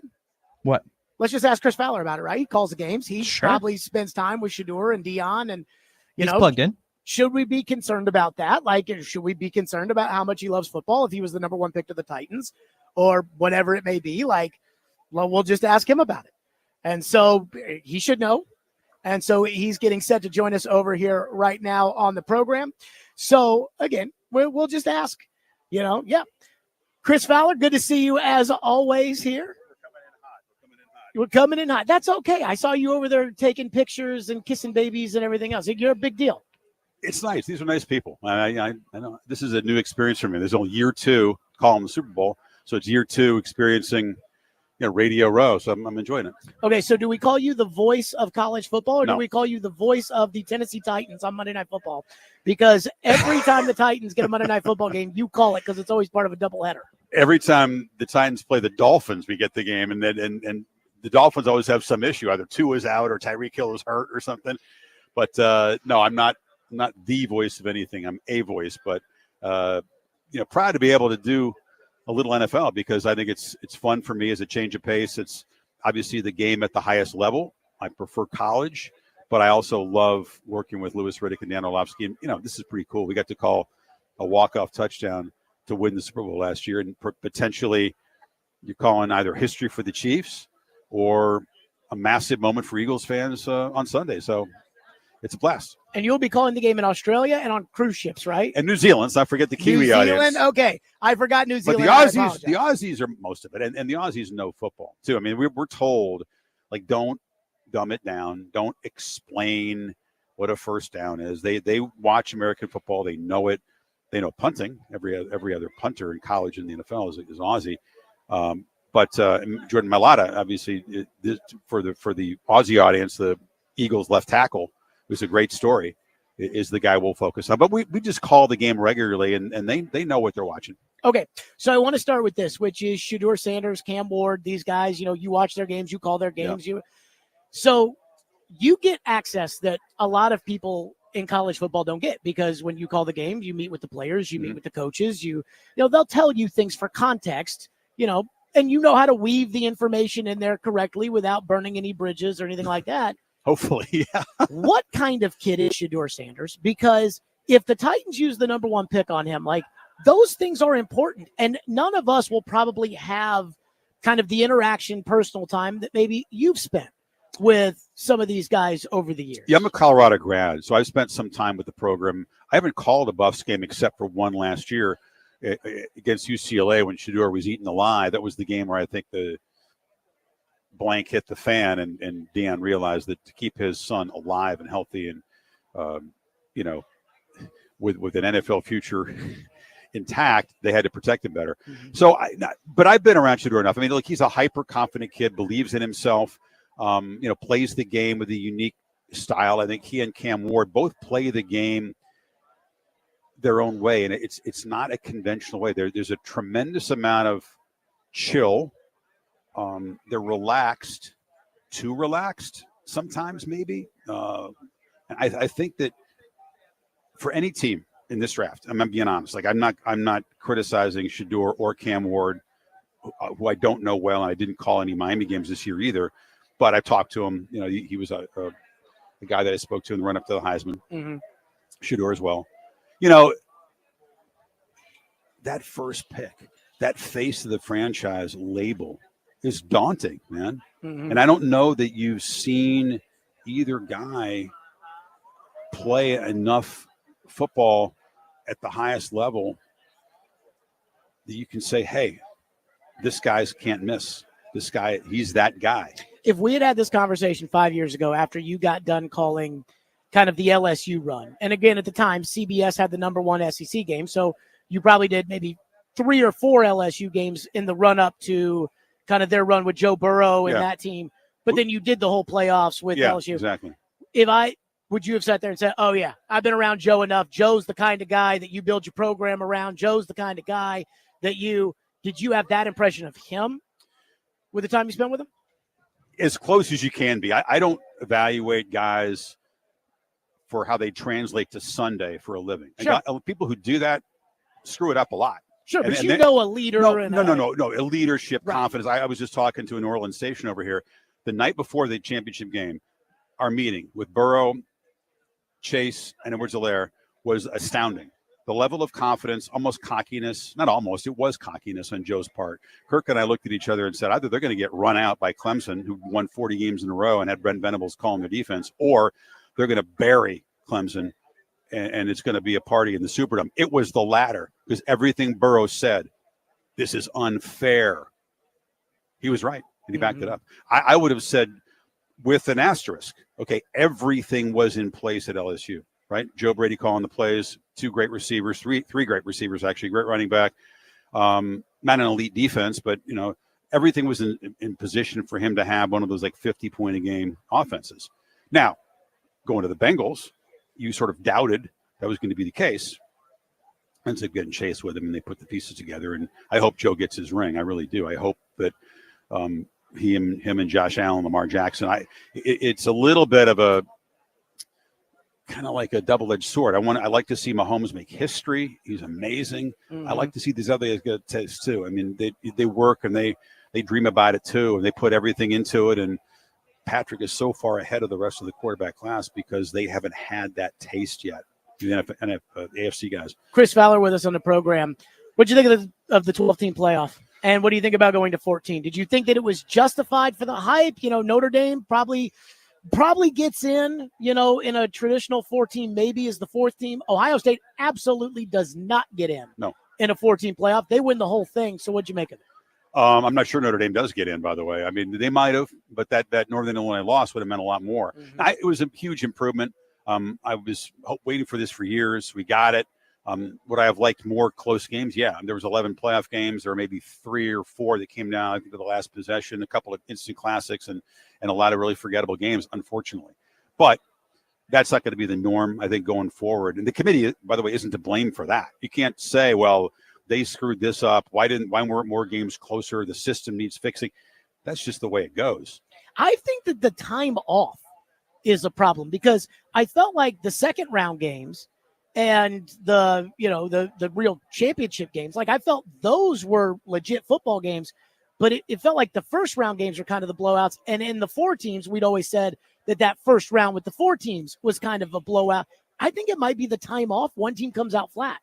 Well, the home field, that it might be the norm that the home field team wins comfortably in these playoff games. I mean, we saw a lot of that. You saw teams that were just not prepared. I mean, you could argue SMU's playoff readiness, but they were not ready for what they got at Penn State. Indiana was not ready for Notre Dame's situation. I mean, you go in there and Clemson sort of battled Texas, although that really was, Texas kind of had control of that game. I think that, we did the Ohio State-Tennessee game. Let's not even talk about that one. So the home team kicked ass in that first round. It's almost sort of unfair to put those in the mix with these neutral field games. And then, like you said, you got an unexpectedly great game with ASU taking Texas to overtime and almost shocking the world.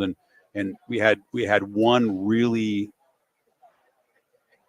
compelling Ohio State-Texas game, and Notre Dame, Penn State were good semifinals. And then the championship game, it got to be 31-7, and it's a problem. I mean, when I'm sitting here talking like college versus NFL, but people here, the NFL has had a great Super Bowl in recent years. Sure. Showcase game going in, toss up, comes down to the last couple plays, OT last year. I'm waiting for that in college. We have had a couple, but man, not the last 3. I mean, the Georgia TCU debacle, Washington wasn't ready for Michigan last year. Ohio State was too good this year. I think we want to get back to having that game that punctuates the college season. Then everybody feels much, much better about the playoff if you have that big exclamation point at the end of it. How did you like doing the SEC this year? And when it comes to Josh Heupel, is he a really good coach in the SEC, or is he a great coach and you're going to see it at the lengths of the Kirbys and everybody else down the road? Well, I mean, you're talking about winning multiple championships. You're putting him in the Kirby Saban thing, right? So that's a big ask. I think he's a great coach. I think he's very, very strong at what he does. I think that I'm going to be honest with you. Watching that Tennessee game, I was shocked how they played in Columbus, and I don't know what it means bigger picture. I don't know what it means about next season that you got to fix. They did not pass the toughness test. And Kirk and I were surprised because we were high on Tennessee's defense. We'd seen them all season long consistently be a problem in the SEC. And obviously the offense was explosive too. It was much more about the running game and the defense. And so the defense decided that it was a little too cold for them to continue to play hard. I mean, I don't know how you saw it. They looked at me like, let's get back on the bus. Let's get back on the plane. Let's get back to the warmth. I felt like Ohio State was a team on a mission. Okay, I'll accept that. And the same with the Oregon. But you got to punch back, man. Sure. I mean, I accept that Ohio State was the best team in the country. They were the best team in that field. It was impossible to walk into that situation. The more Big Orange fans that showed up, the madder Ohio State got and the tougher it got to beat them. That was an amazing – I'll never see anything like that again, I don't think. They almost took over the Horseshoe. Have you ever seen a visiting team no, that many people? Not in a playoff type game? No. I mean, yes. But I'm talking about every UT Vanderbilt game I see it. But I'm talking about a visiting team in – at Ohio State. No, never. No, and Herb Street's more of an authority. He said he's never seen anything like that. I don't think you could imagine that. But I'm just getting back to what happened once they kicked it off. It wasn't good. Sure. And I think that,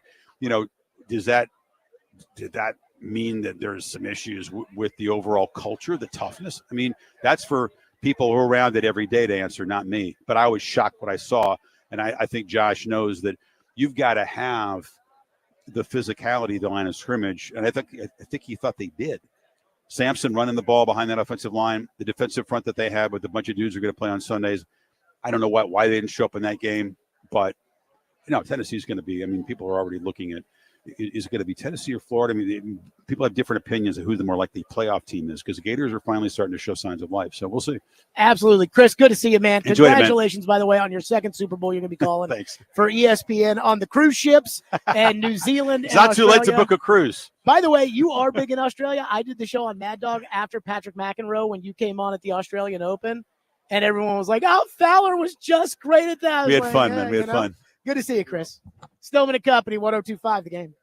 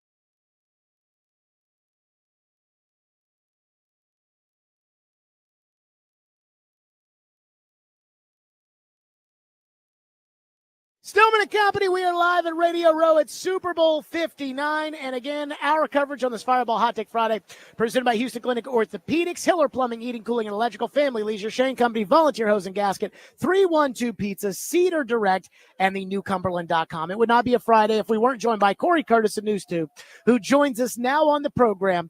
Cory, you are following Chris Fowler, and we had to get Fowler out of here to get to you. How are you? Well, you know what? Then, you made a mistake. You should have just let him keep going. I want to start on this. Everybody here, Cory, thinks these quarterbacks stink. I mean, that's all I seem to hear is, I wouldn't want to take Cam Ward or Shedeur Sanders number one. And Caroline just told us that Shedeur signed the Toyota truck for Yahoo. Money sign, squiggly line, S, squiggly line, money sign. So with that, again, I have not talked to a soul here at the Super Bowl that's like, yep, Cam Ward, number one pick. That's who you should take. Are you surprised by that?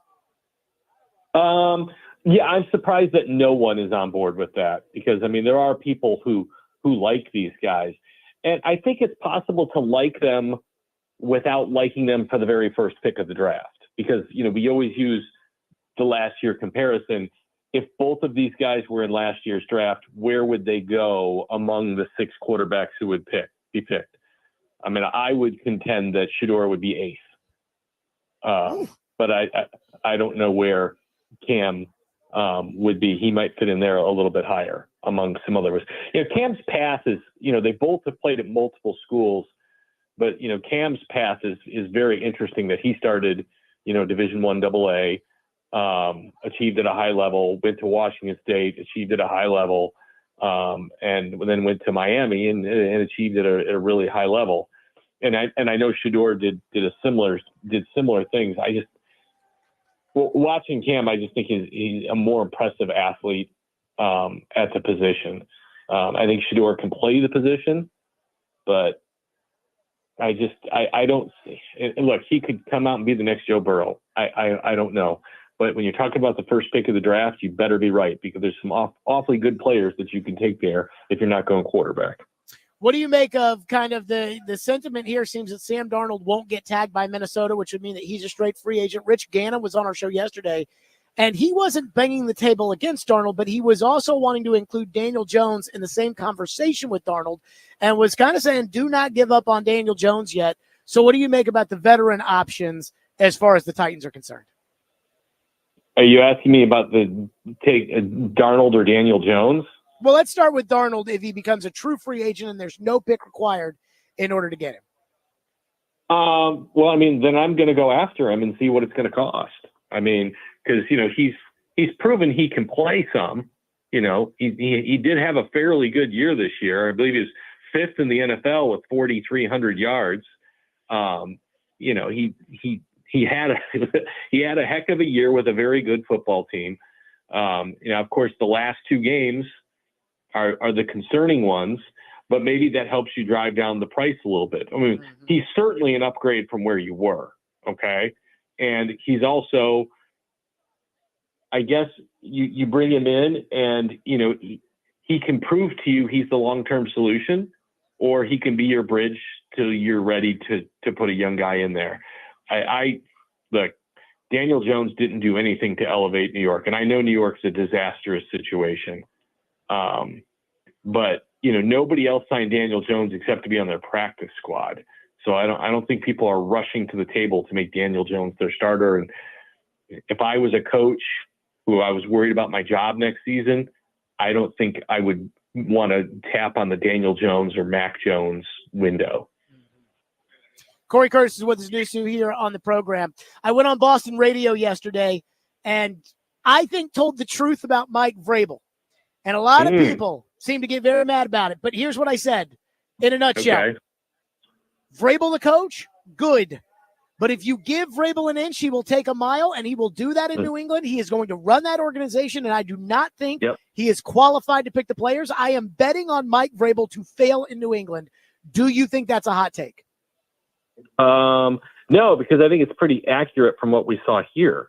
A coach that's very prepared, yes, absolutely. Knows the rule book inside and out, is ready for every game. There's a reason we called them Vrabel specials, because they would be a big underdog and they'd have no reason to be in the game. And he had them prepared and in position to compete to win those games. So, on game day, he could really have the team ready. But you're right. I mean, as much as I can respect Mike Vrabel, he hasn't been in the Super Bowl as a coach, let alone won the Super Bowl. So this thought that he's done enough to pick the players, that he deserves that, I think is a lot of hubris for him. And look, these guys all think a lot of themselves, and they should. That's how they get where they are. But, he also has an affinity for some guys who we know maybe aren't star level players or coaches that he likes to keep around. And it'll be interesting to see how many of those guys he keeps around, because I agree with you. He hasn't done anything to prove that he can do it. I want to know when Stretch comes in to become the GM. Stretch is already in there. In fact, I went on Boston Radio at 4:00 yesterday. We just ran their stream. We just ran their stream and played the interview, and I talked about how Vrabel and Cowden are going to run Elliott Wolf out of there. And Absolutely. TD came on at 4:30, said he went to a wing spot at the Senior Bowl. Vrabel, Stretch, and Cowden. I asked if Elliott Wolf was there. He said no. I'm like, they're going to run that. I mean, Elliott Wolf, watch your back in New England. Oh, he's going down. All right. There's no question about it. And yes, I mean, Stretch is a great guy, but he will get elevated along the way with Cowden. There's no question. And, look, if Drake May is the stuff, that's going to solve a lot of problems for them. And, they'll be able to do it. But the offensive line's got to get better there. They've certainly got to get some better weapons around him. And, they've got the 4th pick. They can't blow it. They don't want to be picking this high again, especially now that they've got a quarterback. So whoever they get at that 4th spot needs to be really good. You would think they're getting whoever's left, Abdul Carter or Travis Hunter, if either of them are on the board at 4. Yeah, but they we'll might see. be gone. Corey Curtis, News 2's our guest. Don't forget assistant offensive line coach Jason Hoteling over there in New England. I saw that name on there, and I thought you might stroke out when you saw it. Fireball Hot Take Friday. What's your hot take this week? You know what? You're at the Super Bowl. I'll make my Super Bowl pick. I like the Eagles. I like their ability to run the football in this game, and Saquon Barkley to be the MVP. Okay, Corey Curtis, News 2, as always, on a Fireball Hot Take Friday. Corey, good stuff. We'll see you next week. Thanks, man. Yep, Corey Curtis on our program. Mike Florio, Pro Football Talk, on his way, will join us next. Stillman and Company, 102.5 The Game.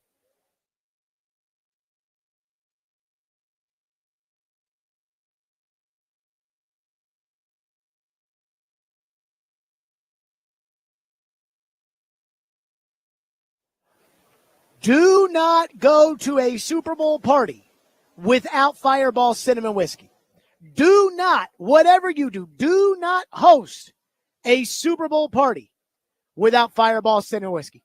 Fireball goes down so smooth and it tastes so great. There's no better way to ignite the night than to do so with ice-cold Fireball Cinnamon Whiskey. So be sure to enjoy responsibly. Be sure you're 21 years or older to enjoy, but enjoy the big game with Fireball Cinnamon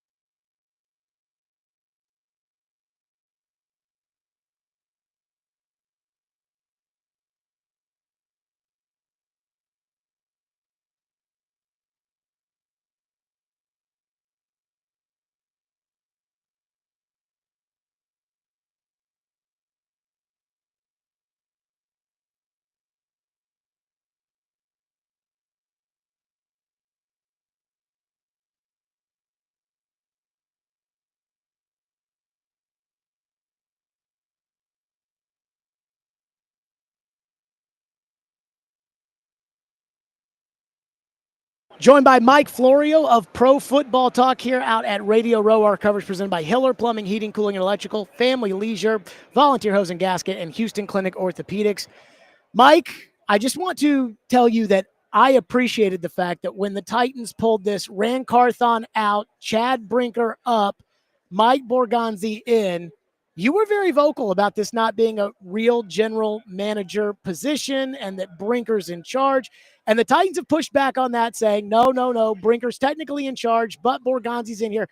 Do you feel like there's any clarity there, or is it as convoluted as it seemed from the jump? No, it is convoluted, and teams have figured out how to run effective ways around the Rooney Rule, which has expanded over the years, and it now requires compliance when you have a top management position that is available. And what they did was it was a two-step process. They took Chad Brinker from assistant GM into the president of football operations position without complying then.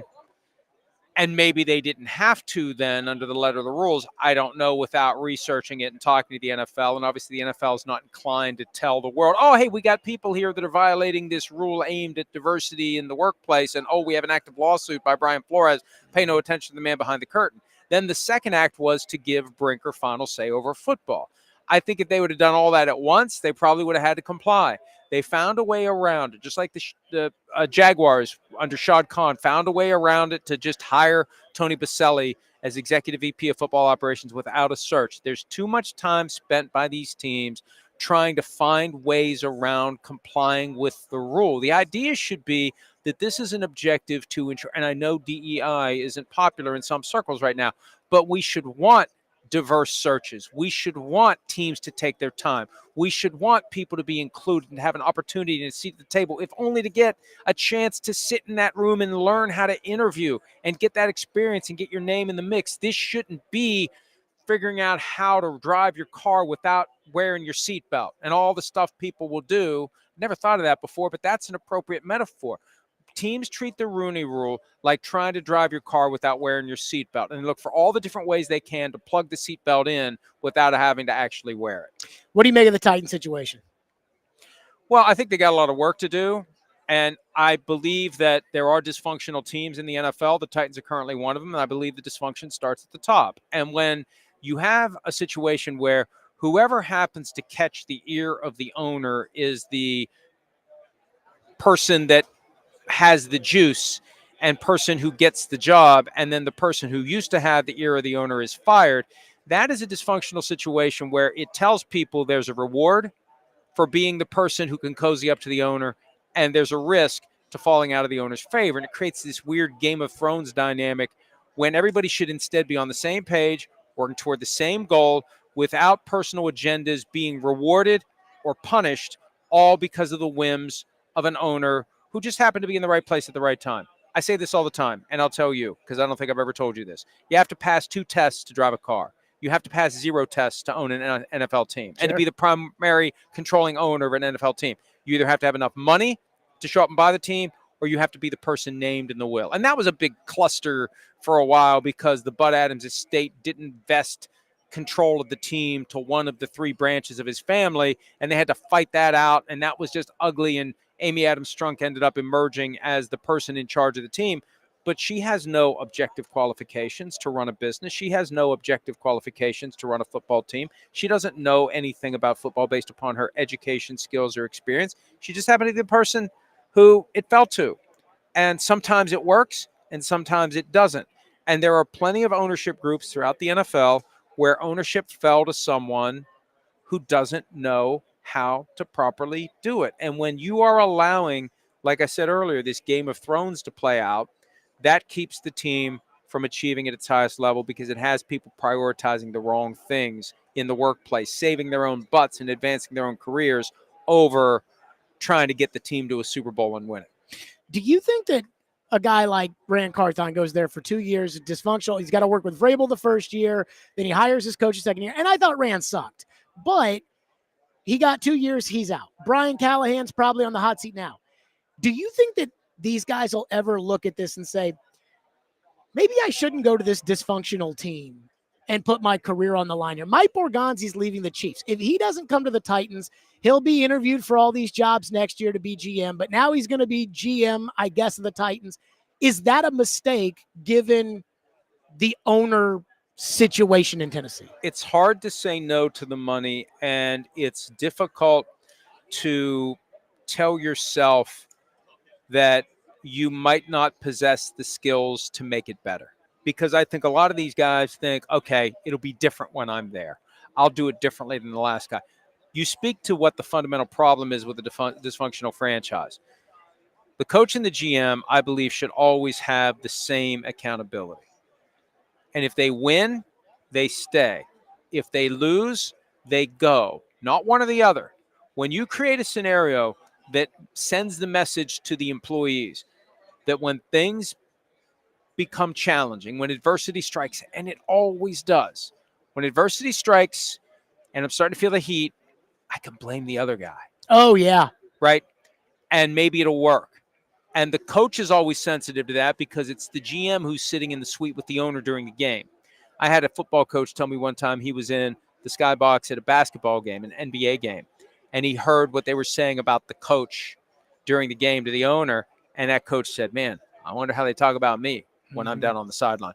You need to have two individuals who are selfless enough to work together and understand we rise together or we fall together. And when you can find that, you're more likely to rise together. The teams where you create that incentive, it's all about what your incentive is when you show up for work. When you create an incentive and an avenue for when things are going poorly, I'll blame somebody else and I'll be rewarded by continued employment.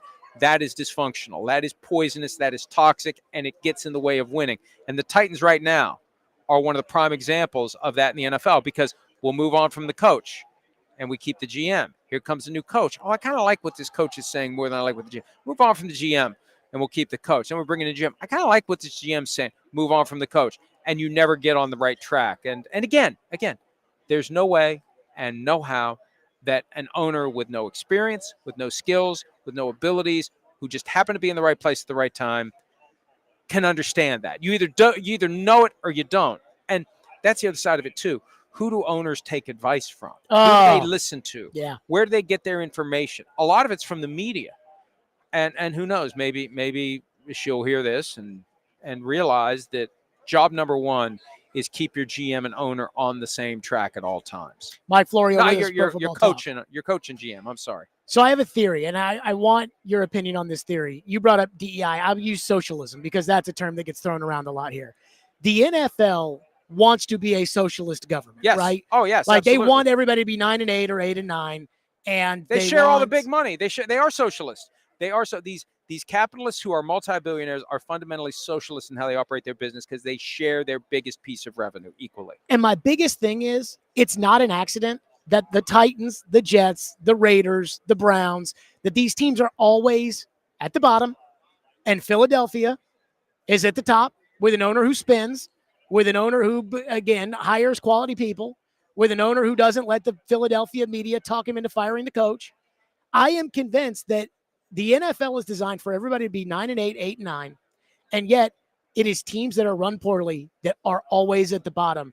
And it's almost like you have to try to be there. Your thoughts on the theory? Bad teams stay bad, good teams stay good. It is set up now to have more equality and parity than ever before. The NFL would love every team to be 8-8 going into week 17 with all of the playoff spots up for grabs, with every team still alive, with every stadium full, with every overpriced hot dog and cup of tepid beer sold. That's what they want.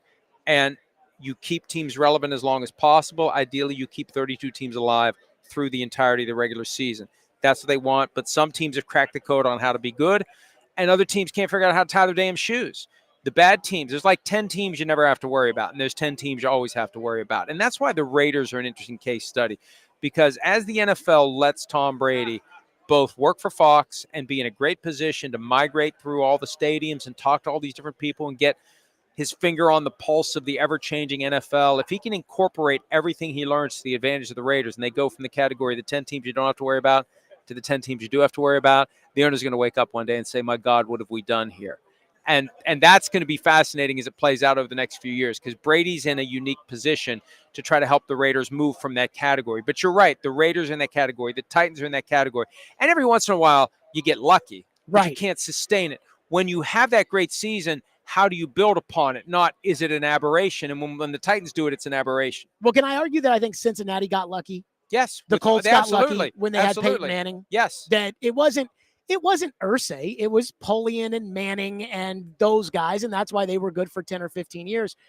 It sounds like the quarterbacks in this year's class suck. The Titans have the number 1 pick, and it does not sound like there's a savior there. What do they do at quarterback? Well, Aaron Rodgers is a name that's come up. He's going to be looking for a place. Now, I think he wants to go to a place where he can have a better final act of his career than he had with New York. I've heard people saying, hey, he should go play for the Raiders. Well, why would you want to play for the Raiders and play for a bad team that is dealing with 3 division rivals who made it to the playoffs, and they're all on the upswing. They're building on what they've done. You're not going to have the kind of final act to your career that you're hoping to have if you go to the Raiders. The Titans make sense because all you got to do is take down the Texans. And I know the Colts could be better and the Jaguars could be better. Sure. But he's got a house in Nashville, and it would make sense for Aaron Rodgers to come to Tennessee for a year, and then maybe next year there's a better crop of young quarterbacks or better options in free agency. But they'll have a bunch of different ways they can go. You know, up until 2020, there weren't a ton of free agent options at quarterback. You had to just either trade for someone, draft someone, hope for the best. There's a lot of veterans every year now, and they're going to have some choices, whether it's Sam Darnold, whether it's Aaron Rodgers, whatever they want to do. But I think they probably should go with somebody who's proven, especially because, you know, if you get that young quarterback and it doesn't go well this year, that's when Brian Callahan's out, and that's where you're going to have split agendas. Callahan's going to be more inclined to say, get me a veteran that can help me win enough to save my job. The GM might be saying, let's get somebody young that we can build with, and Chad Brinker's going to break the tie, as we know, because that's what they told us. Last one for you, Mike Florio with his Pro Football Talk.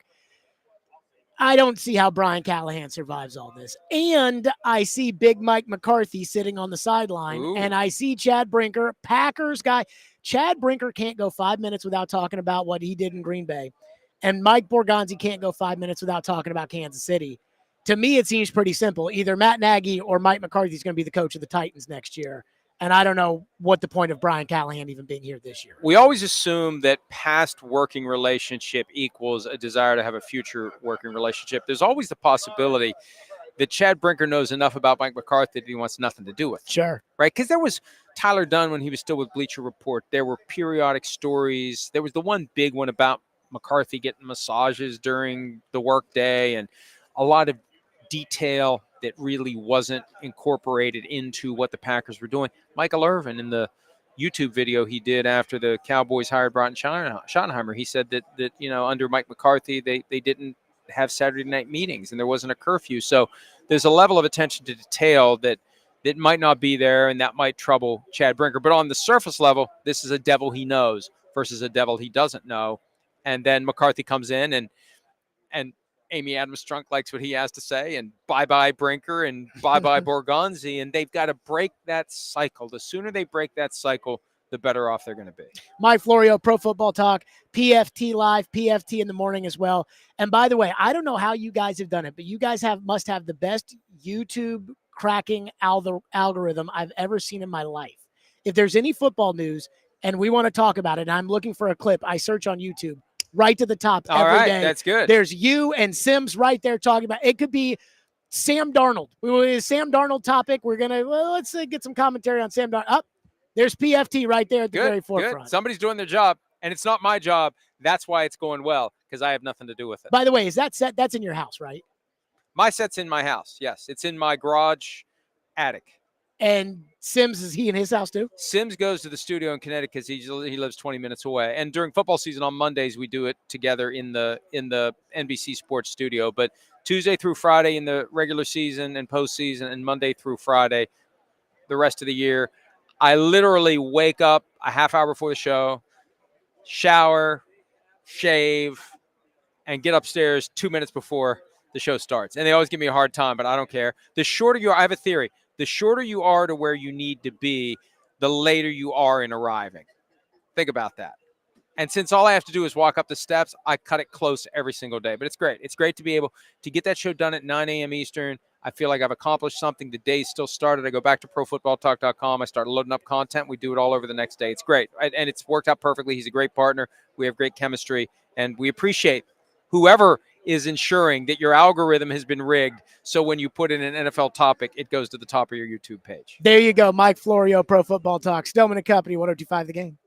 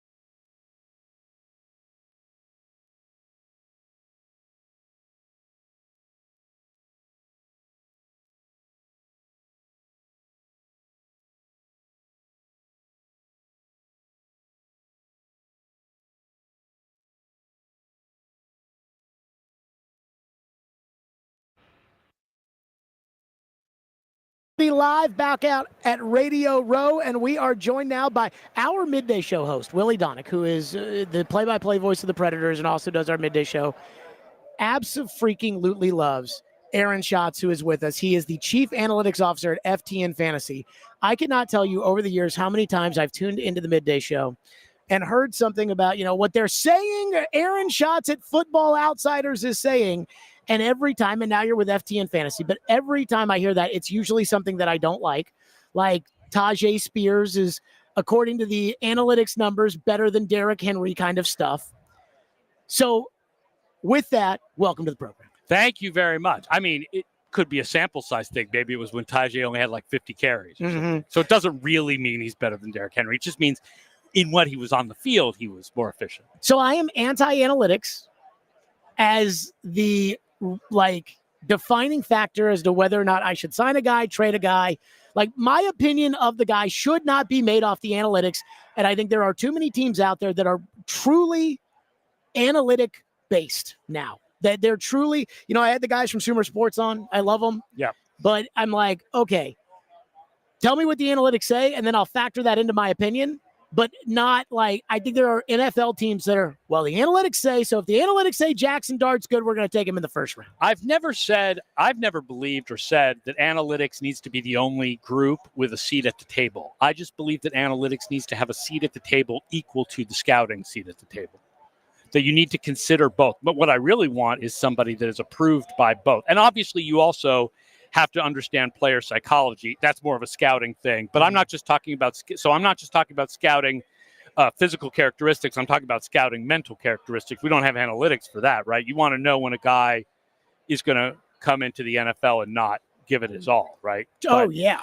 But your analytics needs to have a seat at the table because it absolutely helps tell you how guys are going to translate from college to the pros, how they're going to translate from team to team, how guys fit together on your team and when you're getting efficient performance. So with that, I do wonder when it comes to the analytics of the Titans, can you guys figure out how bad Will Levis was or how much of it was he had a bad offensive line, he might have had a bad coach, he might have had bad players around him? Do your analytics decipher the difference between the two? I mean, I'll say my numbers do not separate the quarterback from his surroundings. You need to interpret them, but there are other people out there that do numbers that do separate the quarterback or attempt to separate the quarterback from his surroundings. And I think all of those numbers generally have come out with Levis pretty bad. Even if there are issues around him and even if the receivers aren't great, whatever, that even if you try to adjust for those things, he does not come out as an above-average quarterback in the NFL over his first couple of years. So with that being said, if the Titans are looking in a different direction, let's start kind of in the draft with these two quarterbacks. Every single person I've talked to here says they stink. And, I've heard some analytic stuff. What do your analytic numbers say about Shedeur Sanders, Cam Ward, about their ability to actually be good in the NFL? I haven't done my projections yet, so I don't actually have an answer to that question. I will say that I've heard the same thing as you. I've heard it put differently. What I've heard it put as is that if these guys were in last year's draft, they would have been the 7th and 8th quarterbacks taken. Mm-hmm. So they're not guys you normally think of as taking at the top of the draft. Now, when you do analytics on position value, it suggests that a good quarterback is worth so much that you need to reach to take a quarterback when you have the opportunity. And that even the small chance that these guys turn into successful NFL quarterbacks, it's so important that you get that guy that you have to reach if you have the number one pick. So my first inclination with Tennessee would be to suggest that they really look into drafting one of these two guys. But I understand the idea that these guys are not seen as top of the draft guys, and that maybe what you want is whatever they said about take a generational talent, which would mean Hunter or Abdul Carter, and then take another, do another year with Levis, and then next year try to draft a quarterback when there's a better class, or perhaps there's somebody available in trade or free agency that'll give you a top. You don't want to take a guy at the top of the draft and then you have the 25th best quarterback in the league. And you're like, did we really improve this here? Sure. So my big thing when it comes to, you got to pick a quarterback if you don't have a quarterback, and these guys might not be good, but they're the best of the crop. My problem with that is you don't get bonus points in a game when you go up against Patrick Mahomes. So Kansas City used 2 first-rounders and a third-rounder to move up to take Mahomes. They're paying him, $50 million or whatever it is. And, I mean, that's a lot of sunken resources into the quarterback. But they have the best quarterback on the planet. Yes. If I use the number 1 pick because, I have to have a quarterback, just because it wasn't a good class, they don't give me bonus points in the game. It's not, Tennessee gets 10 extra points. No, it's because they're playing. And that's what worries me. The idea is that a 25% chance at having an above average quarterback is worth more than a 75% chance at having an above average edge rusher. Because the quarterback position is so important to the offense, and offense is more consistent and more predictable than defense, that quarterback position is worth so much that you've got to take that shot when you have the chance to take that shot. But I understand the idea that maybe these guys don't even have a 25% chance of being above average, and people feel like Abdul Carter has like a 90% chance of being above average. Just remember, nobody is guaranteed, right? Abdul Carter is not guaranteed. Travis Hunter is not guaranteed. But everybody in the scouting world feels like the chances that they're going to be really good players in the NFL is much higher than the chances that Ward and Sanders will be. Aaron Schatz with us, FTN Fantasy Chief Analytics Officer. So there's one thing that I think maybe like outside analytic companies, that are not team companies. Right. And fans, I don't want to say don't understand, but that they're just not privy to this information. And that is when it comes to these quarterbacks, I think fans look at it as like a 50-50 proposition. They see Mel Kiper on TV who says this guy's good, that guy's not. And they know, Mel said this guy wasn't good and he ended up being good. Right. Or Mel said this guy was good and he's a bust. And so because of that, they look at Sanders and Ward as like this unknown that there's a chance they could be Patrick Mahomes and Josh Allen. There's a chance that they could be, Josh Rosen and Jameis Winston. I believe it is the job of the football people in the organization throughout the draft process to be able to decipher that themselves. It's hard, man. It's hard. They can do their due diligence. They can try. The amount of randomness in how guys perform in the NFL, it's just a wider range of possibilities than you want to believe. And the fact is, there is really very little differentiation between front offices in how well they draft if you look at it over a longer period of time. Like if you look at it over a 6 or 7 year period of time, there's really very little differentiation between the best and worst drafting teams. There's a lot of randomness to drafting in the NFL. Do you think there's a big difference between the Baltimore Ravens and the Tennessee Titans? Because I look at the Ravens and I see, freaking middle of the first round all-pro picks. And I see the Titans that draft guards with the 11th overall pick. But they've missed guys too. Baltimore has missed guys too, and Tennessee has hit on guys. There's just a lot more randomness to it than people want to believe. So when it comes to kind of what the analytics want, like if Seattle, by the way, is a good example. Seattle had that 2013 draft that had Bobby Wagner and Russell Wilson and whatever, 2012 or whatever year that was. Phenomenal. One of the best drafts ever. The next couple of years, same guys doing the drafting, didn't get anybody. There's just a lot of random chance to it. How much of it is factored in by the coach? Do your numbers factor in the coach? Because, Andy Reid, to this point about randomness, Andy Reid was freaking gaga for Paxton Lynch the year before they drafted Mahomes. Right. They got beat to the punch by Denver on Lynch. Denver drafts Lynch. The next year, Kansas City drafts Mahomes. And it was reported that Andy really regretted not being able to be aggressive enough to go get Lynch. Well, we know that Paxton Lynch stunk and that Patrick Mahomes is an all-time great, if not the greatest. How much of that is Andy dependent? Would Lynch be this good with Andy? That's a hard thing to tell. What I'm saying? Yeah. Oh, yeah. There's the subjectiveness to try to figure that out because there's no question. Because if you look at the Jets, we're seeing all these guys now leave the Jets and then develop. Geno Smith and Sam Darnold. And who knows? Zach Wilson, maybe? I don't know. But maybe it's just the Jets are just a pit from hell and they just cannot develop quarterbacks. And these guys were more talented than you thought they were, and they go off elsewhere and they do better. So there is something to say for that idea. What do the analytics say about these running backs like Saquon Barkley, Derrick Henry, Josh Jacobs? It seems like the teams stopped caring about the running backs because they let them leave. And here's Saquon Barkley in the Super Bowl, probably the best player on the Eagles. Here's Derrick Henry, one of the best players in the league still with the Ravens. Right. Josh Jacobs, probably the best player offensively on the Green Bay Packers. So what do we make of, is there like a resurgence at running back? Was there an undervalue of the running back? What do we make of this? I mean, first of all, it would say that Saquon Barkley is not the best player on the Eagles. It would say the idea that running backs never matter, like that was always overstated. But running backs, the difference between an average running back and a great running back is smaller than the difference between, let's say, an average edge rusher and a great edge rusher. Right? So, like, I think the most important players on the Eagles are Jalen Carter, Jordan Mailata, Lane Johnson, right? Saquon is a great running back. Now, one thing I think we did learn this year is that you need a really good offensive line to make the running back matter. There are carries where Saquon Barkley would go 10 yards without being touched and then would break 3 tackles and speed away from everybody. And if he's still on the New York Giants, that's a 1-yard gain because he never breaks the tackles and he never speeds away from anybody because he never gets the blocking. So you need the offensive line like Baltimore. You need the offensive line like Philadelphia to allow these running backs to do the magical things that make them look like they might be the best players on their team. But, I mean, there's no question about it. This is kind of going to sound crazy.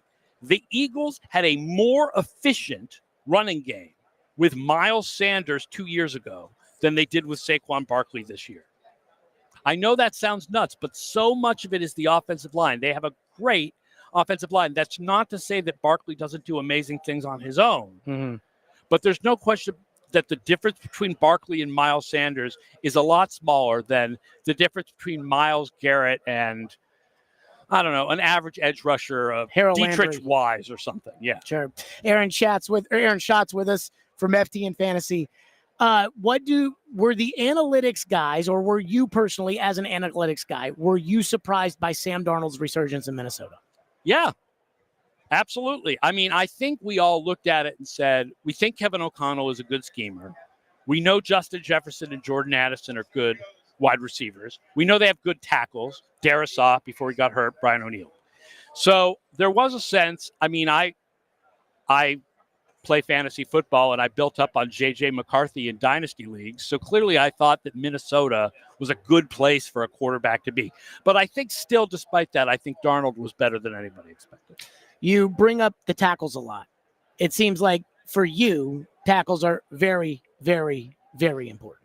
Yeah, the offensive line is really important. I mean, interior as well, but especially for pass protection, the tackles. Offensive line is really important. And just because we don't have easily quotable statistics about offensive linemen doesn't mean they're not important. Obviously, we're all working all the time to try to get better ways to measure offensive linemen because we know how important that position is to the game. Last one for you. When it comes to Darnold, do you think that if he were to leave O'Connell, if he were to leave Jefferson, if he were to do that and go to, I don't know, the Titans, that he would still perform better than he had performed in the past before Minnesota? Or would you be skeptical? I think when you look at him and Geno Smith and you look at what he did in a couple of games for Carolina, you probably think he would be better than he was with the Jets. 2-4 as a starter in 2022 and had a higher QBR than Aaron Rodgers. But probably not as good as he was with Minnesota. Because Brian Callahan's a well-regarded guy. He's from he's not from that tree. He's not from that Shanahan McVay tree. I don't think he's from sort of other stuff. He comes from Zach Taylor, who comes from. I guess that's true. So he kind of is from the McVay tree.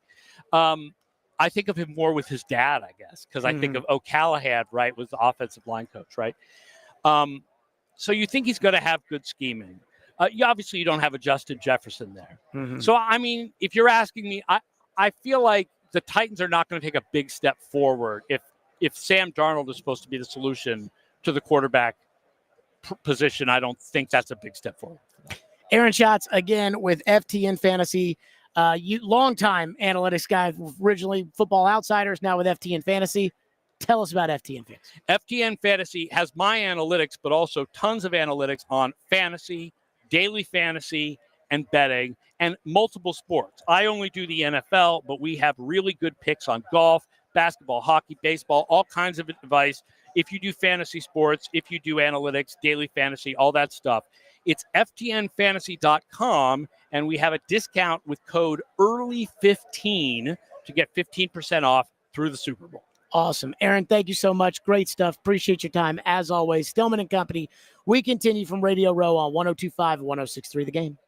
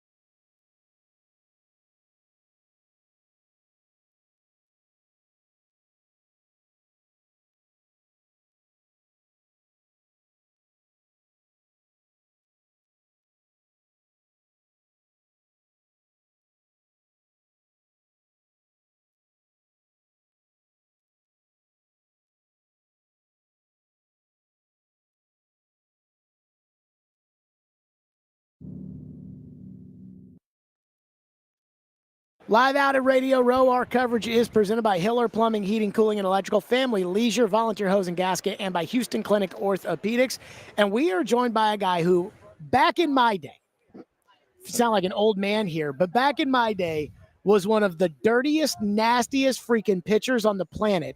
And I was an Atlanta Braves fan. So for multiple NLCSs over multiple decades, Curt Schilling was a freaking problem. Then you went to the Red Sox, and I was on your side, so I kind of like that. But good to have you with us. Thanks for having me. I mean, I got to say, your journey has been very interesting from afar. That's one word for it. It's been very entertaining, interesting. I don't know the right word, but you were one of the best pitchers in your era. Thank you and Randy Johnson and Pedro Martinez and Maddox and Glavine and Smoltz, and you guys are all kind of in that group. And Mike Mussina maybe a little bit on the outside towards it. But all those guys have one thing in common that you don't. They're all in the Hall of Fame. And I mean, if Scott Rowland's in the Hall of Fame and if Billy Wagner's in the Hall of Fame, no disrespect to them, but you should be in the Hall of Fame. But we know why you're not in the Hall of Fame. Because of your comments, Yep. I don't know, I wouldn't say like politically. Well, no, comments, but social comment, whatever. Yeah, I mean, you're not saying something that the voters themselves haven't said. Okay. So with that, I have to ask this question. Was it worth it? Was it worth it for you to say, hey, I'm going to say whatever I think? No matter how unpopular it may be, no matter who it pisses off. I say a lot of things that piss a lot of people off on a daily basis. But you were doing Sunday Night Baseball, you were doing ESPN, you were headed to the Hall of Fame, and now all of that stuff is not there because you decided that you wanted to say what you thought. So was it worth it? I guess the question, as I would rephrase it, is, was it worth being true to yourself to not get an award that you never thought you were going to get in the first place? So, it depends on who you have. If you're asking me personally, I have regrets. Absolutely. I mean, you don't live 58 years on this planet without making mistakes. Sure. And, but at the core of all of it, I'm a good person. I've never tried to make someone feel bad about themselves on purpose. I've said things that have hurt feelings, not with malicious intent. All of those things add up to perception, and perception oftentimes, as you well know, is not reality.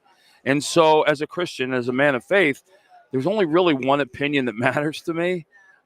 He knows my flaws. He knows the intent and all the things that go with that. And I played with Hall of Famers. I thought Scott Rowland was a Hall of Famer from the first day on the baseball field. I thought, Dale Murphy's a Hall of Famer. He doesn't have a plaque. Mm-hmm. At the end of the day, if I don't have a plaque, I still have my rings. I still have my memories. And I still have the respect of the men I played with and against. And those three things don't change whether I have a plaque or not. The game owes me nothing. The game gave me everything. The game isn't indebted to me. One of the reasons I want to be back in the game is that I feel like I still need to give. I love to teach. I love the sport. Pitching is not a position. It's an art. And I think it's taught that way. And talking about the sport, I feel like I've always had the capability of explaining pitching at a level that makes people people don't want to hear that Shohei Ohtani's ERA is 2.8. Everybody knows that. They want to hear what the conversation on the mound is. What are they actually saying? What are they? Sure. And I've been there. I know how to talk about stuff like that. So, it's a long circumnavigated way around your question, but I have never, for a day, I never thought of myself as a Hall of Famer. First off, like I said, I looked at like Dale Murphy. I looked at Pedro and Randy. I thought, wow, Maddox, Hall of Famers. I never looked at myself like that. I looked at myself as April to September, there were a lot of guys better than me. Not one of them could beat me in October. And that's really all I cared about. So I do wonder this. What's wrong with baseball? Because when I was a kid in your era, there were all these star players and people watched all-star games and the TV ratings represented it. And I know what's wrong with basketball. What's wrong with basketball is the players don't care about the games. Right. So if the players don't care, then why do I care? In baseball, these guys play. Right. Like, these guys do care. So I don't have the same issue with basketball. Football's never been more popular. What's wrong with baseball? So I would tell you the Major League Baseball All-Star Game is the only All-Star game that actually plays like the sport, period. Nothing else even comes close. I don't know if there's something wrong with the game, because I think you're using an unfair yardstick. The NFL is so far beyond everybody else. I think hockey is growing infinitely. I love it. That's my favorite sport. I don't know that baseball has a problem, and I say that because I think the last year was $10.5 billion in revenue. If you measure a sport, and these are businesses, not sports, by the way. If you measure a sport by revenue, it's doing fine. Sure. Right? But so is basketball, and basketball sucks. Basketball, I don't even know that I didn't even know it still existed, because I can't. It's become such a joke. Like, I grew up with Magic and Bird and Jordan. Like, when the sport was growing, like killers, right? And it was bringing in international audience. And now I would argue some of the best players that have ever lived are playing, but they're unwatchable. I can't. It's such a, I get it. ESPN created the look at me generation, right? ESPN is the reason we have these dumbass, end zone dances. And, I'm so tired of watching the dude drill a 3 down 40 and then pounding his chest. I'm tired of watching a guy score a touchdown in a 35-0 game to make it 35-7 and jumping into the crowd. Just like in baseball, the game, I think of the sports, I would argue baseball has changed more dramatically than any of the other majors. It's hard to watch. When I see a pitcher walking off the mound in the 6th inning, tipping his cap, I have acid reflux. Like, I can't watch that. Like, they're proud. There's still over a third of the game left. The game is being taught differently. And I've never been the back when I played kind of guy. And, the money is what the money is. God bless them for getting it. But the game is different. It's hard to watch from a purist standpoint because pitchers aren't what they used to be. These guys are winning Cy Youngs with 170 innings. 170 innings was my total going into September if I was having a down year. Mm-hmm. And the value of the inning pitched is down. And, when you look at this approach hitters are taking, all or nothing, and it's a 14 punch out, 5-4 game. It's boring. It's hard to watch. It's very hard to watch as a baseball player. And I don't know if that's translating to viewership ratings or any of those things, because, Major League Baseball's revenue, like most other sports, is generated by television, by media. Sure. And so those checks are cashed before opening day. Well, so here's my it's baseball. The ratings are nothing what they used to be. Like when you played, it's nothing like that. But Curt Schilling's with us. But I do feel like it probably gets a little bit of the short end of the stick. People talk about basketball, like people still watch basketball at the rate they used to. The basketball and baseball ratings are very similar, and baseball's playoffs and baseball's World Series, its championship, is going up against the NFL, going up against college football. The NBA isn't doing any of that in the summer. They got the whole thing to themselves, only game in town, and the numbers are very similar. It's unwatchable. But ESPN has basketball, so it's basketball. Right. I don't care about basketball, but it's a byproduct of the world we live in today. When you think about the fact that social media has made attention spans non-existent, what's the one sport of the 4 majors that has the most downtime? The most, baseball, a baseball game, even though they've shortened it, right, is still 3 hours long, 2.5, 3 innings. There's a lot of scratching. There's a lot of downtime, and they're not filling it the right way. Excuse me, in my opinion. The second they mic players, everything changes. If I had a mic on during a game, the stuff that I would say out loud, people would be like, "Oh my God!" And if you watch the spring training games where they were micing Freeman and Betts, and there's guys who, you can do, because as an outfielder, I get four putouts a game. I get 4 putouts. I'm on the field for an hour and a half. That's a lot of time to sit around and talk trash with people in the booth. I think they've kind of touched on it, but I think they're missing a golden opportunity with that. Dude, is there anything more enjoyable than NFL players mic'd up? Listen to the things that they say to each other on the field. That's what people want to hear. And, getting back into the sport and doing color, like I said, that's what fans want to hear. They want to know, what are they actually talking about? They don't realize that half the time my pitching coach came out, he wasn't talking about moving the ball in and out of the strike zone. He was talking about the hot blonde sitting behind home plate that he's like, "Oh my God, did you see the girl sitting over there?"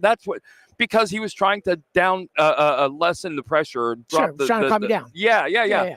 Those things happen all the time on the field. And I think people would be more in tune with learning and understanding that than some of the stuff they do. Curt Schilling's with us. So you say you want to kind of get back in the game. How do you tell, whether it's a team, whether it's a network, how do you tell them, like, hey, I want to get back in the game. I feel like I've got a lot to give. Everybody knows what your resume is as a player, but how do you do that? Because I mean, like I have my own opinions. Oh, yeah. And I without get it. the I idea of know like, the hey, I'm question. not going to wear my MAGA hat to spring training the first day. Well, I How do think you do there's an that? understanding, first of all, by me, that maybe my opinions outside of the sport aren't as big of a deal and as important as I thought they were, right?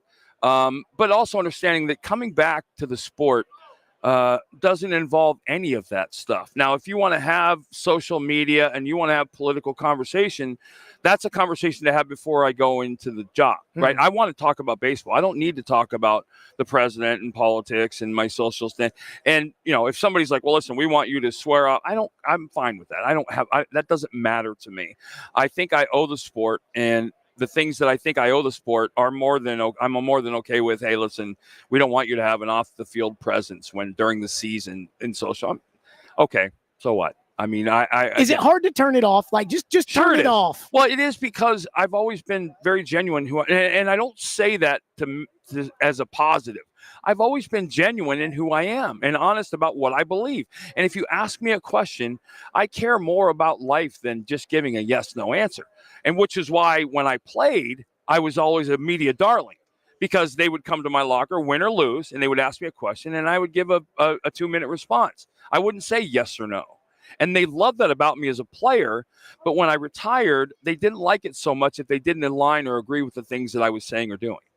Kurt Schilling with us. Which was the hardest team that you beat in the playoffs that you sat back and said, wow, they're so good, I can't believe that we beat them? The 93 Braves, the 2001 Yankees, or the 2004 Yankees? None. 93 Blue Jays. The Really? 93 Blue Jays. Now, they beat you. They beat us, but I shut them out in Game 5 after we lost the night before in the 15-14 game.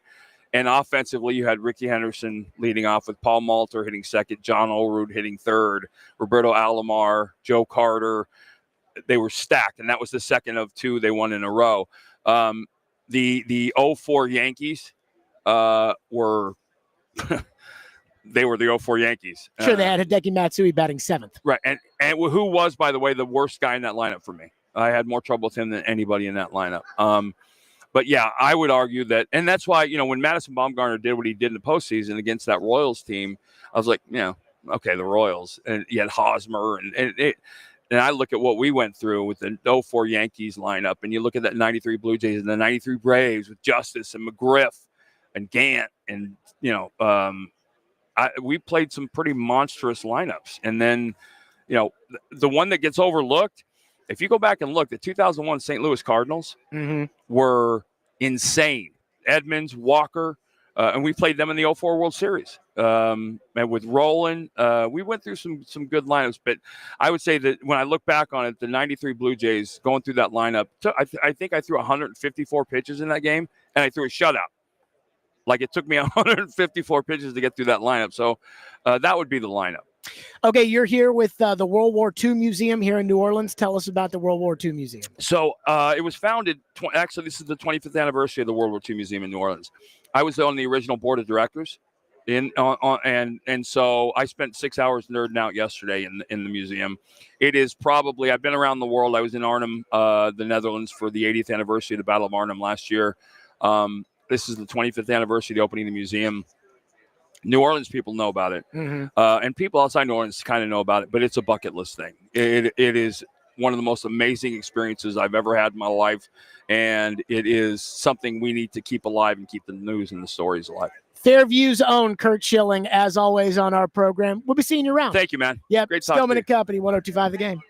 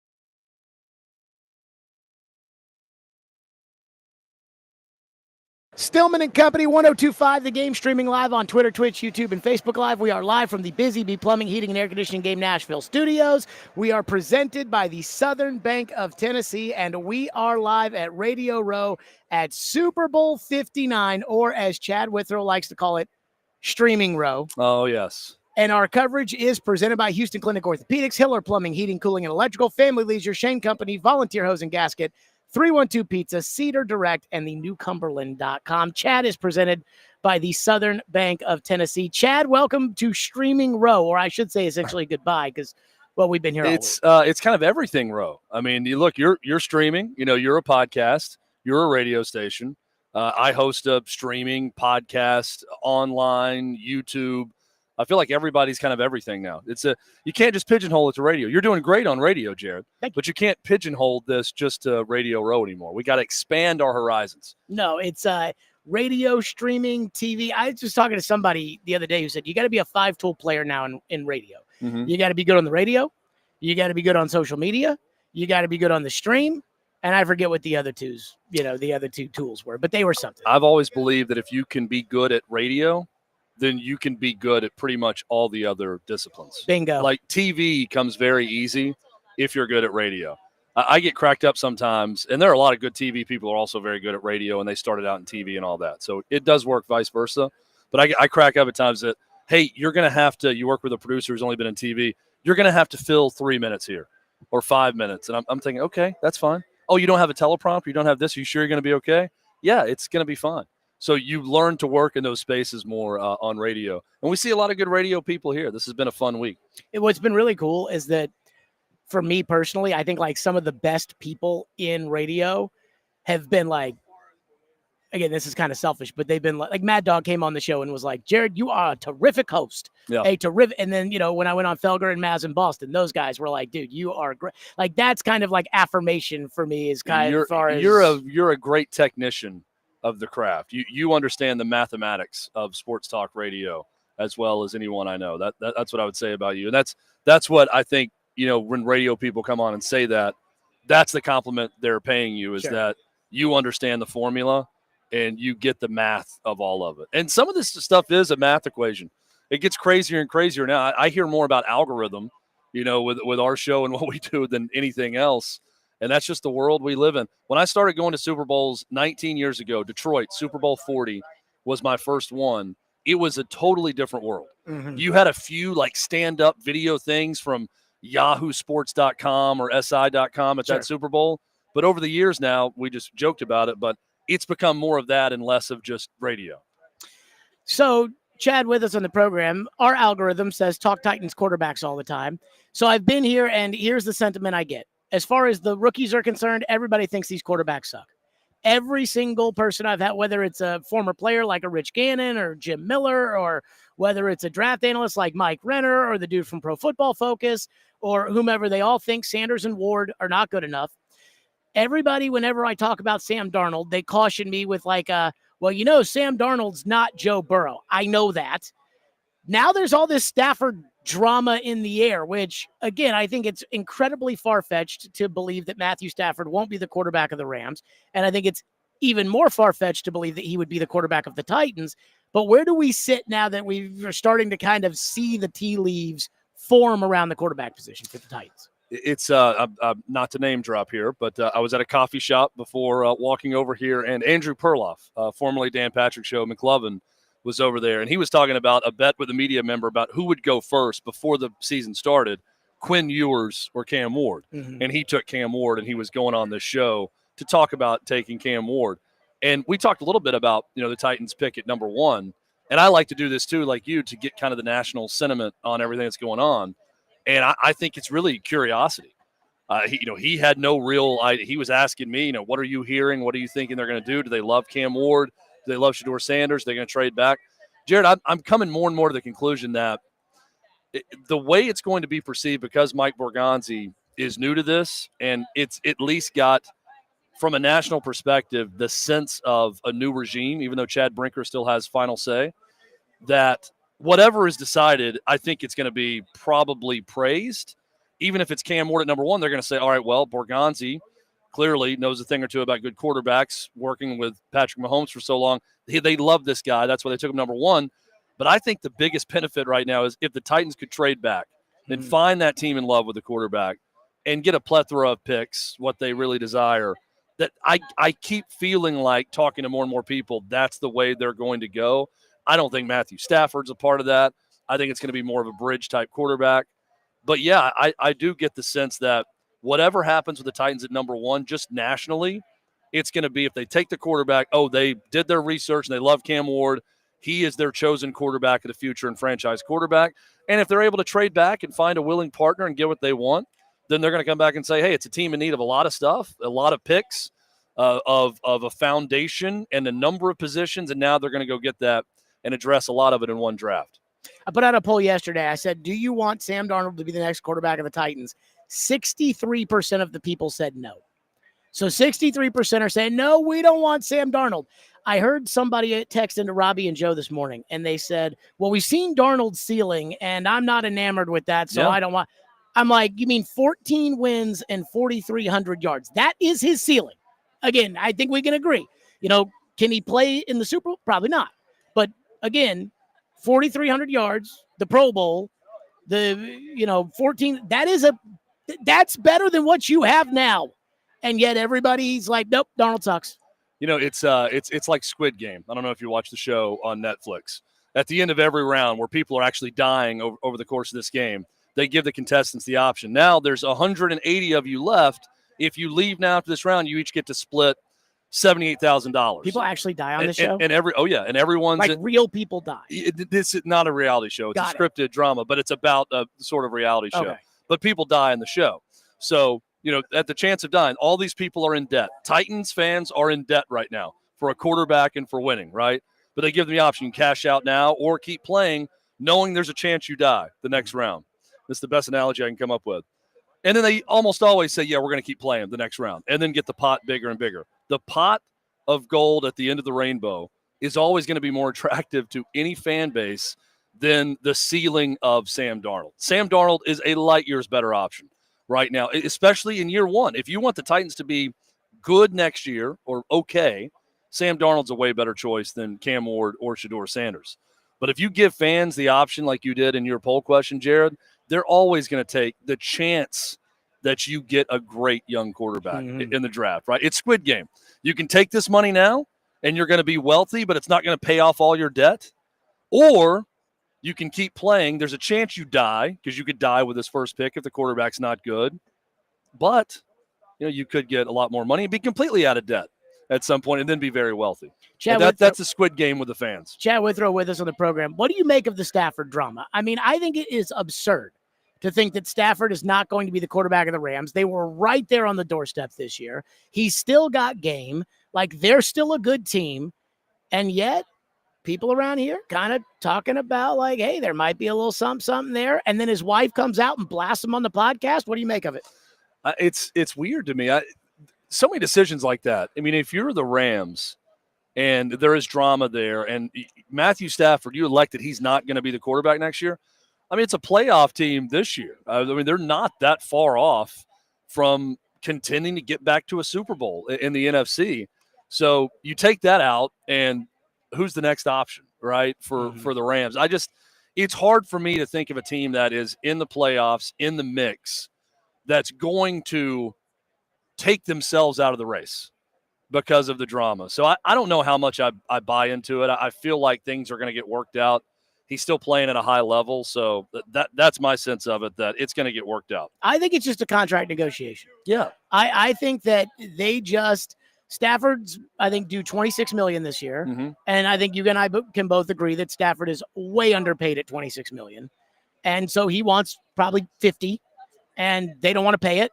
So they're, kind of taking their sides. But then when there becomes deadline time around OTAs or whatever, they'll agree to a 1-year deal worth, freaking however much. You know what I mean? Like, the idea that Stafford could be an option for the Titans is ridiculous. And why would Stafford want to come to the Titans? He wouldn't. So is it not even – but again, I don't want to be the guy, because I remember when I put out that Aaron Rodgers report a couple of years ago, and a bunch of people here in town were like, there is no reason to talk about this. I refuse to talk about it.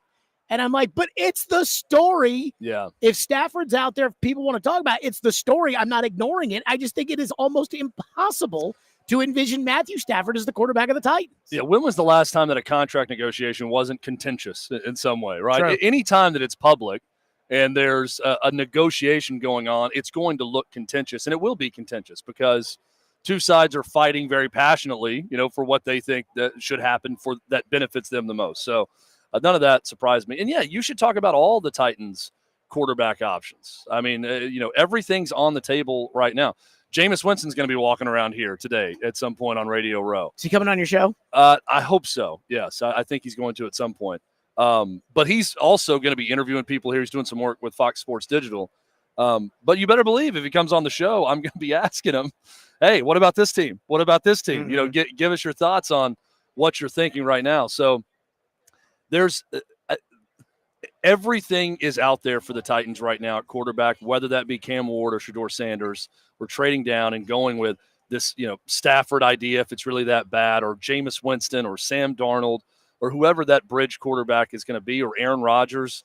I really think you can't just rule anything out. And I think if you're in the media and you're saying, oh, that's foolish, I'm not going to talk about it. This is stupid.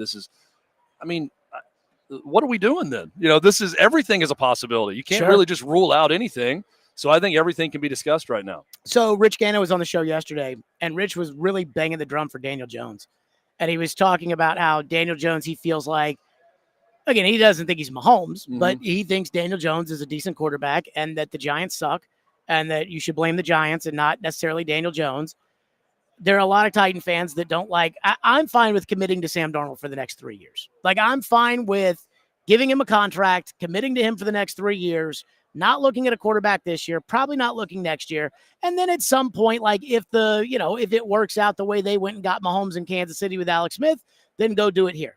A lot of Titan fans, I think, are afraid about that kind of commitment. You would not have to make, I assume, that kind of commitment to Daniel Jones. What do you think about that? Yeah. Did you have Thomas Dimitroff on your show? I did. This week? Yeah, and you may have asked him, or he said the same thing, but we asked him about the Falcons and his thoughts on Michael Penix Jr. being drafted where he was after the Kirk Cousins money and all of that. And he said that Arthur Blank is such a good dude in the way he tries to do his business that he's not ever just going to fall on the sword willingly and not try to win games. So he did two things here. Mm-hmm. He brought in Kirk Cousins to try to win as much as he could right now, and he was told by his GM and staff that you can't pass on Michael Penix Jr.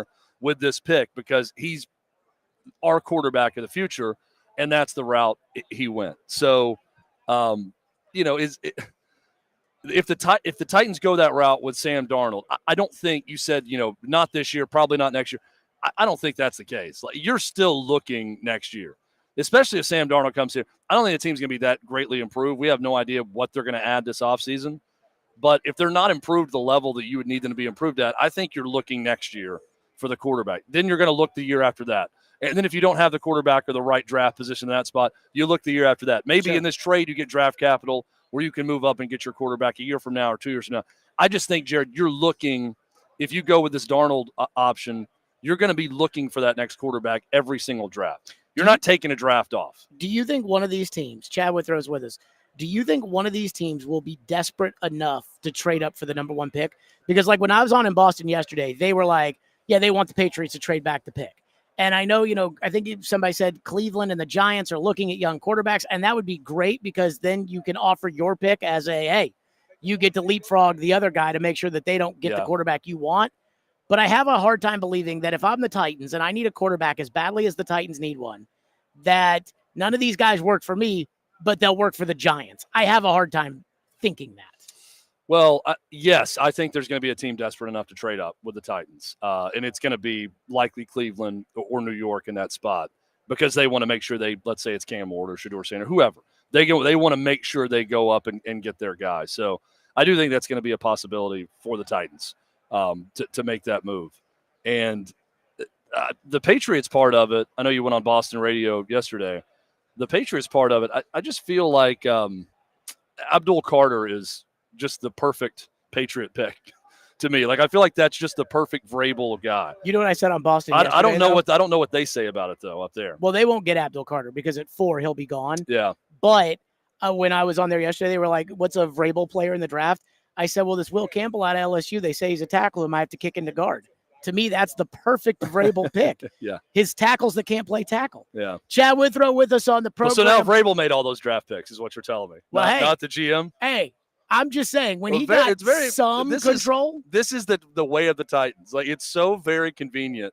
I don't like John Robinson. He's not here anymore. So he made all the picks. And then, if I'm making the argument against his picks were the guys who played guard and tackle. I'm like, the defensive ran that I did not at any point accept was Vrabel made those picks. And I was like, no, he didn't.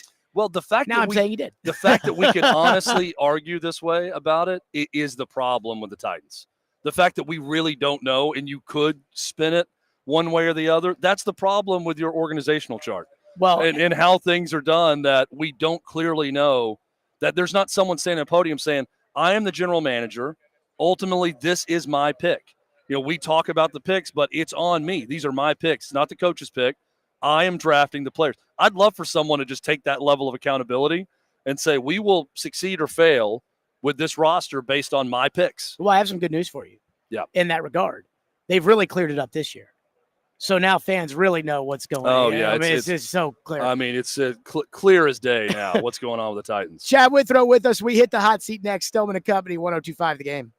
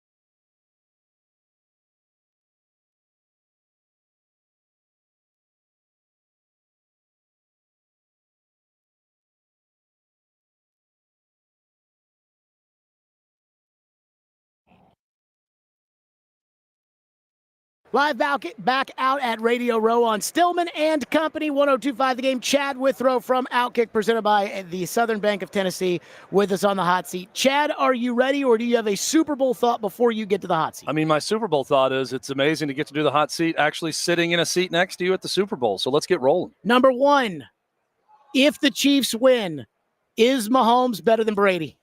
He's going to be better than Brady at the end of it. I never will say, because Brady played so long, oh, right now he's better than Brady. He's still got to continue his career. He's on the trajectory to be the greatest of all time. And I don't even think it's that much of a discussion. If this continues at this rate, very soon he's going to be the greatest of all time. If he wins the third straight Super Bowl, I get closer to saying, yeah, it's a no-brainer unless there's some catastrophic injury that he will be better than Brady. I'm not going to crown him with this Super Bowl championship, with this third straight Super Bowl, but he's clearly on a path where he's going to be the greatest of all time. And being the first ever quarterback to win 3 straight Super Bowls is going to be another notch in his belt. Number two, if the Chiefs win 4-6, 3 in a row, better than the Patriots dynasty? Yes. Yay or nay? Yes, better. Now, the Patriots had 2 dynasties. You know, we're comparing the aughts dynasty or the 20-teens dynasty. In the aughts, there was 3 out of 4. What does aughts mean? 2000. It's called the aughts, AUGHTS. You don't know this? Why is it 2000 called to 2009 is called the aughts, AUGHTS. like officially called the aughts? Yeah, look it up. It's called the aughts. Your listeners will help you with this. They'll have my back on this one. It's the aughts, the 20-teens. This and is like now when I it's had the to ask 2020s. TD what capping meant. Yeah, 70s, 80s, 90s, aughts, 20-teens. Now we're in the 2020s. So the aughts dynasty, Patriots won in 2001, 2003, 2004. Yes. 3 out of 4, right? I think this is the shaping up to be a better dynasty than the Patriots. Now, could they have a separate window? That's the amazing part about Brady. We had Vince Wilfork on the show. He and Tom Brady are the only 2 players to win a Super Bowl in each of the dynasties on each end of it. So he shares that with Tom Brady. Can Patrick Mahomes be the glue to where, Travis Kelce, let's say, retires after this year? They don't win for 4 or 5 years, 3 or 4 years, and then he wins 2 more or 3 more with another group of players. I think the answer is probably yes, that could definitely happen for him. But this dynasty right now is better. Number 3, how many quarterbacks would you take over Jalen Hurts in the NFL? Oh, my gosh. I really wish you'd prep me for these, because then I have to go down the list. But I think we can all agree on the first 7, right? Yeah, I would Burrow, Mahomes, Allen, Jackson, Daniels, Stroud, and Herbert. Yeah, just when you say it, I'm like, he's 11th or 12th in the league. I don't think he's top 10. I'm not a huge Jalen Hurts guy. Yes, he's been to 2 of the last 3 Super Bowls. He's a good quarterback. He's not close to great. There are questions even in Philly about Jalen Hurts and his passing ability. So he's a good leader. He's a good quarterback. I put him like where I would put Tannehill at his best with the Titans, where it's like he's 9, 10, 11. Even when the stats look better than he actually is, he's still around 9, 10, 11, 12. That's where I put Jalen Hurts. Definitely top half of the league, not quite top 10. That's where I'm putting him. And we know the obvious guys, you're putting the 7 or 8 in front of him. But I think he kind of lives in that 10 to 12 range. Number 4, did Lamar Jackson get done wrong last night with Josh Allen winning the league's MVP award? I don't think either one could argue they were done wrong. No. Look, there's all this debate, and it inevitably, like everything, kind of comes down to race with people. I don't care about any of that. They're both deserving. Someone could have felt slighted for whoever didn't get it. And someone's going to be very excited for their guy when they got it. So I would have been okay with either one of them. I don't really have a strong opinion. They both were so great. And I think Lamar Jackson's stats were better than Josh Allen. But I think Josh Allen is more important to his team than Lamar Jackson is with everything he does for that Bills roster. And that's no slight at Lamar Jackson. He just has a better supporting cast. And he's got Derrick Henry in his backfield. So that helps him out a lot. But I'm good with Allen. I would have been good with Lamar Jackson. Number 5, biggest Hall of Fame snub last night. Biggest Hall of Fame snub from last night. Who was the list that got cut from last night? Of the Eli finals? Manning. Okay. Adam Vinatieri. All right. Luke Kuechly. Adam Vinatieri. Thank you. Adam Vinatieri is the biggest snub. And I'm going to go back to Vince Wilfork, who we just talked to. We asked him, because he's going to be a Hall of Famer at some point, who of your teams is the most deserving that's not in.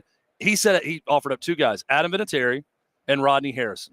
And he said people do not appreciate enough what Rodney Harrison was able to do at safety that was different than a lot of other players. And he pointed out, he said, there's not enough kickers in the Hall of Fame. There's not enough safeties. Those are the 2 most underappreciated positions by the Hall of Fame voters. So I'm taking Adam Vinatieri as the biggest snub. When I saw the list last night, like no disrespect to Jared Allen or no disrespect to Eric Allen, or who I saw Vinatieri didn't get in. And I thought, how does Vinatieri not get in? Like, Vinatieri's the greatest kicker in the history of the NFL. He's the all-time leading scorer in the NFL. He's made multiple game Super Bowl winning kicks. Yeah. Like he won in Indianapolis. He won in New England. Like, what are we talking about here? And there's what? That is the definition, in my opinion, of a first ballot Hall of Famer. And I don't give a rat's ass what position Adam Vinatieri played. Yeah, and there's what, 2 kickers and 1 punter or something like that in the Hall of Fame? Or maybe 3. There's less than 5. So would that be Morton Anderson, yeah, there's Jan Stenerud, and Ray Guy? Yeah, there's less than 5 total. I know. We interviewed Kyle Hamilton, and I asked him about how safety is underappreciated. And he had a great example. He's like, we don't do positional value in basketball. Either you ball or you don't. Either you score and you contribute to the team or you don't. But there's all these positional values in football. And he said, if I'm the best player on the field on defense, does it matter that I'm safety? If I'm holding it down better than everybody else, which was a great point. And then we brought up kicker and Adam Vinatieri, and he said, those guys score more points than anybody. Why aren't there more kickers in the Hall of Fame? Why don't we talk more about them? He said, I'm going to give respect to the kicker. They're scoring more than anyone else in the league. And I don't even have a problem with there not being a lot of kickers or punters in the Hall of Fame.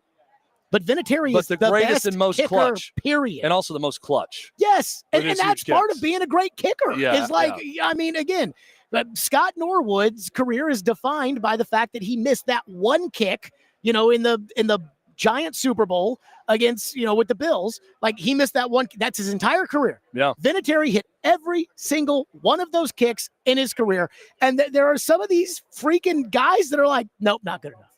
Yeah, I don't get it. I don't get it. Kickers underappreciated, especially Adam Vinatieri. Next one. Who did you see walking around here, media or player, who you would have loved to get on your show?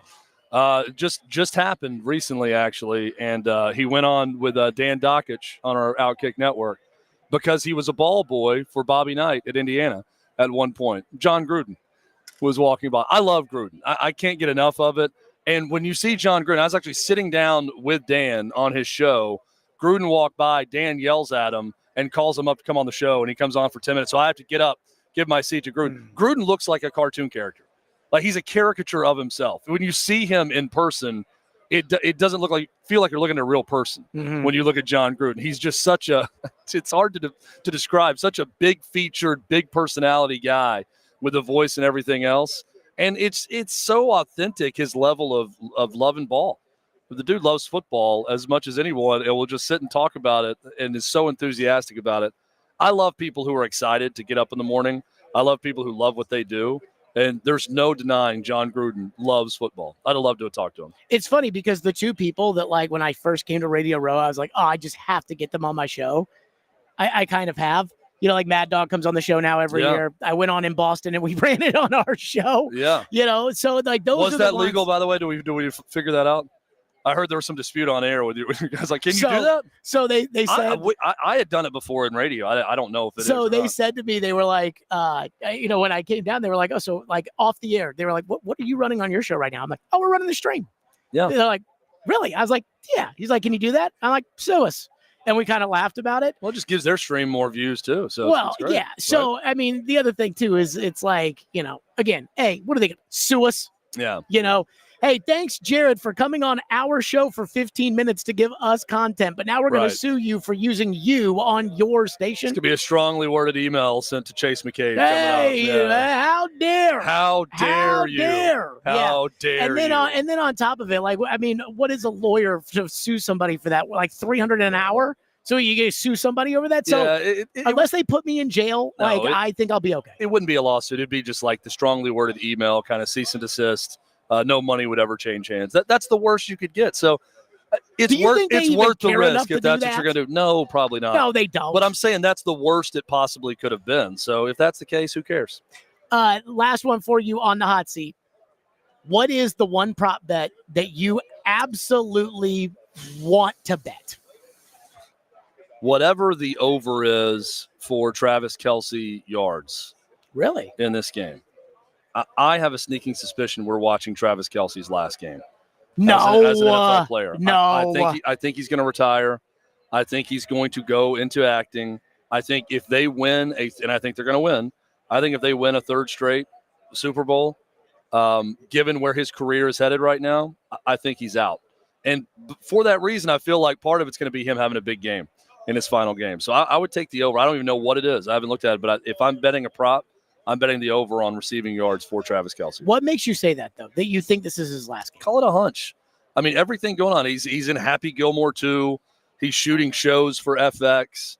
I didn't even know there was a Happy Gilmore 2. Oh, yeah. It's coming to Netflix this summer. It's going to suck, isn't it? Coming to America 2 was horrendous. Yeah, it certainly was not the original. I don't look. It's not going to be the original, but I think it's tough to screw it up with Adam Sandler's oddball, screwy type comedy. Like he gets his guys in all of his movies. So I think it's going to be decent. I'm excited for it. Last one.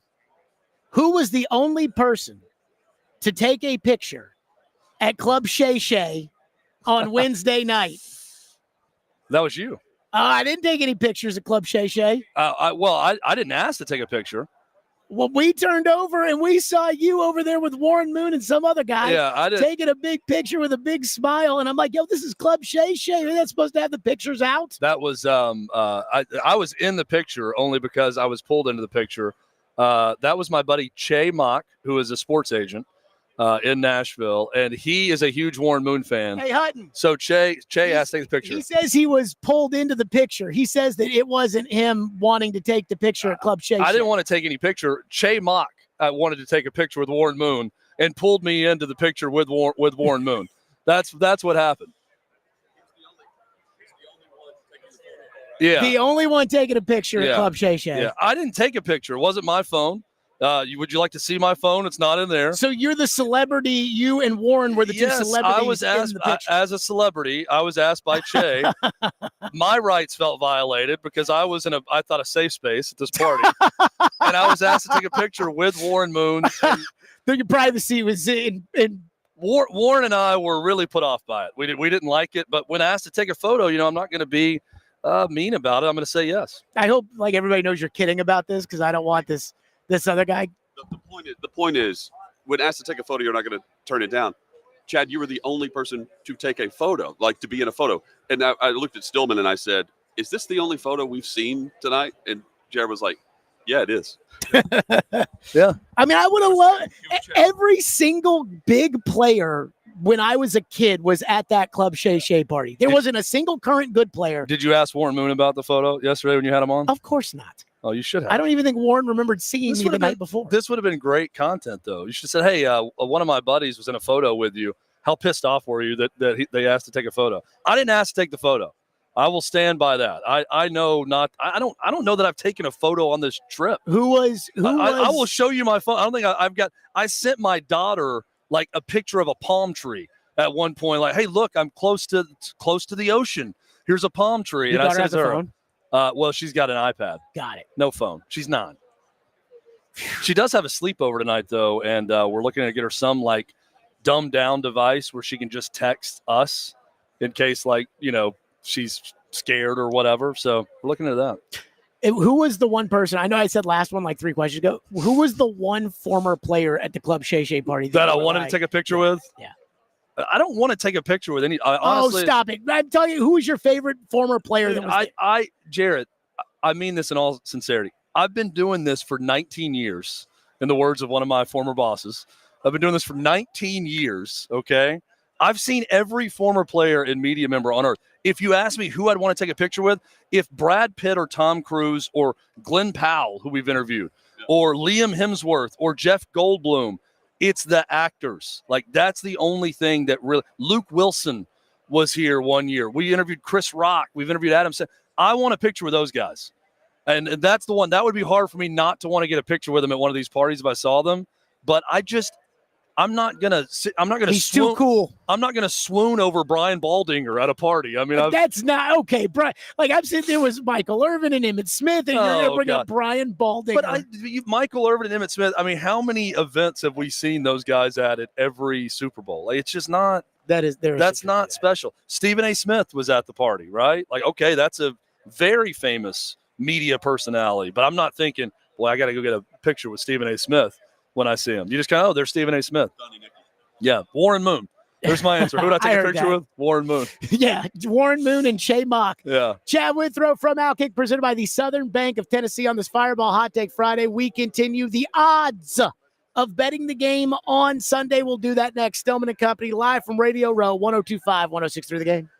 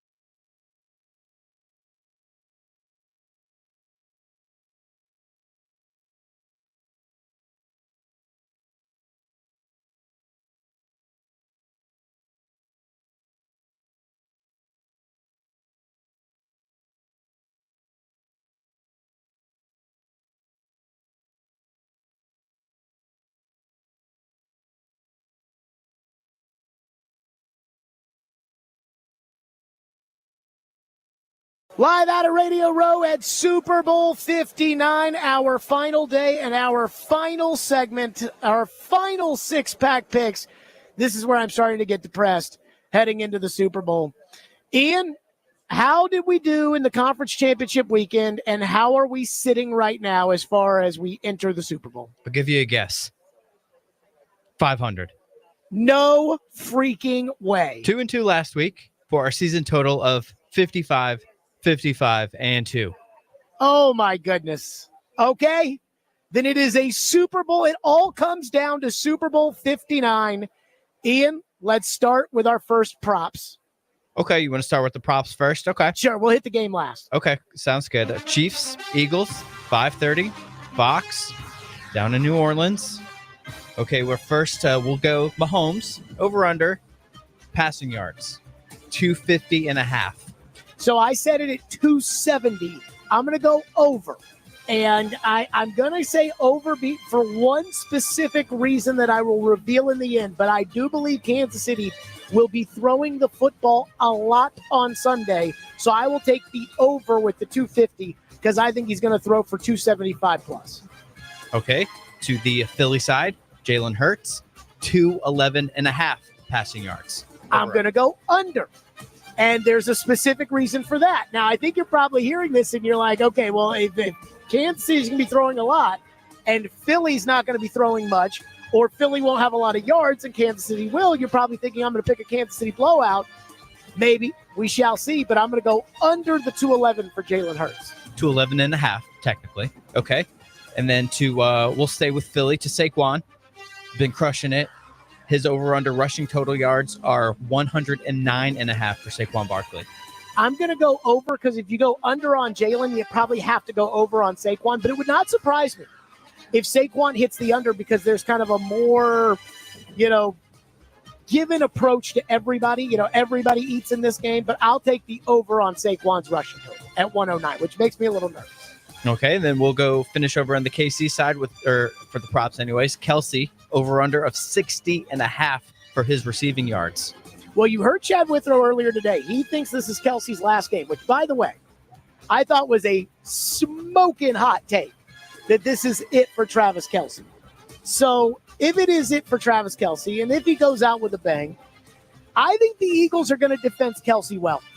I think they're going to, whether it's with Vaughn or Blankenship or DeJean the receivers are not as much of a threat for Kansas City. They can probably just put Quinyon Mitchell out there and say, all right, you guys take care of it. We'll worry about Kelce. So I'm going to go under on Kelce, even though if Mahomes goes over, and I'm thinking 300 yards, 275 for Mahomes, I'd have to think Kelce will get some of that. I'm going to go the under on Kelce, even though I am a little surprised at how Chad went kind of all in as far as Kelce's concerned.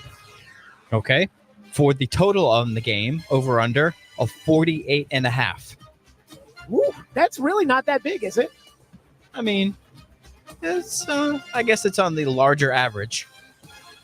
So, with that being said, I believe I'm going with the over here. Again, you said the number's what? 48.5.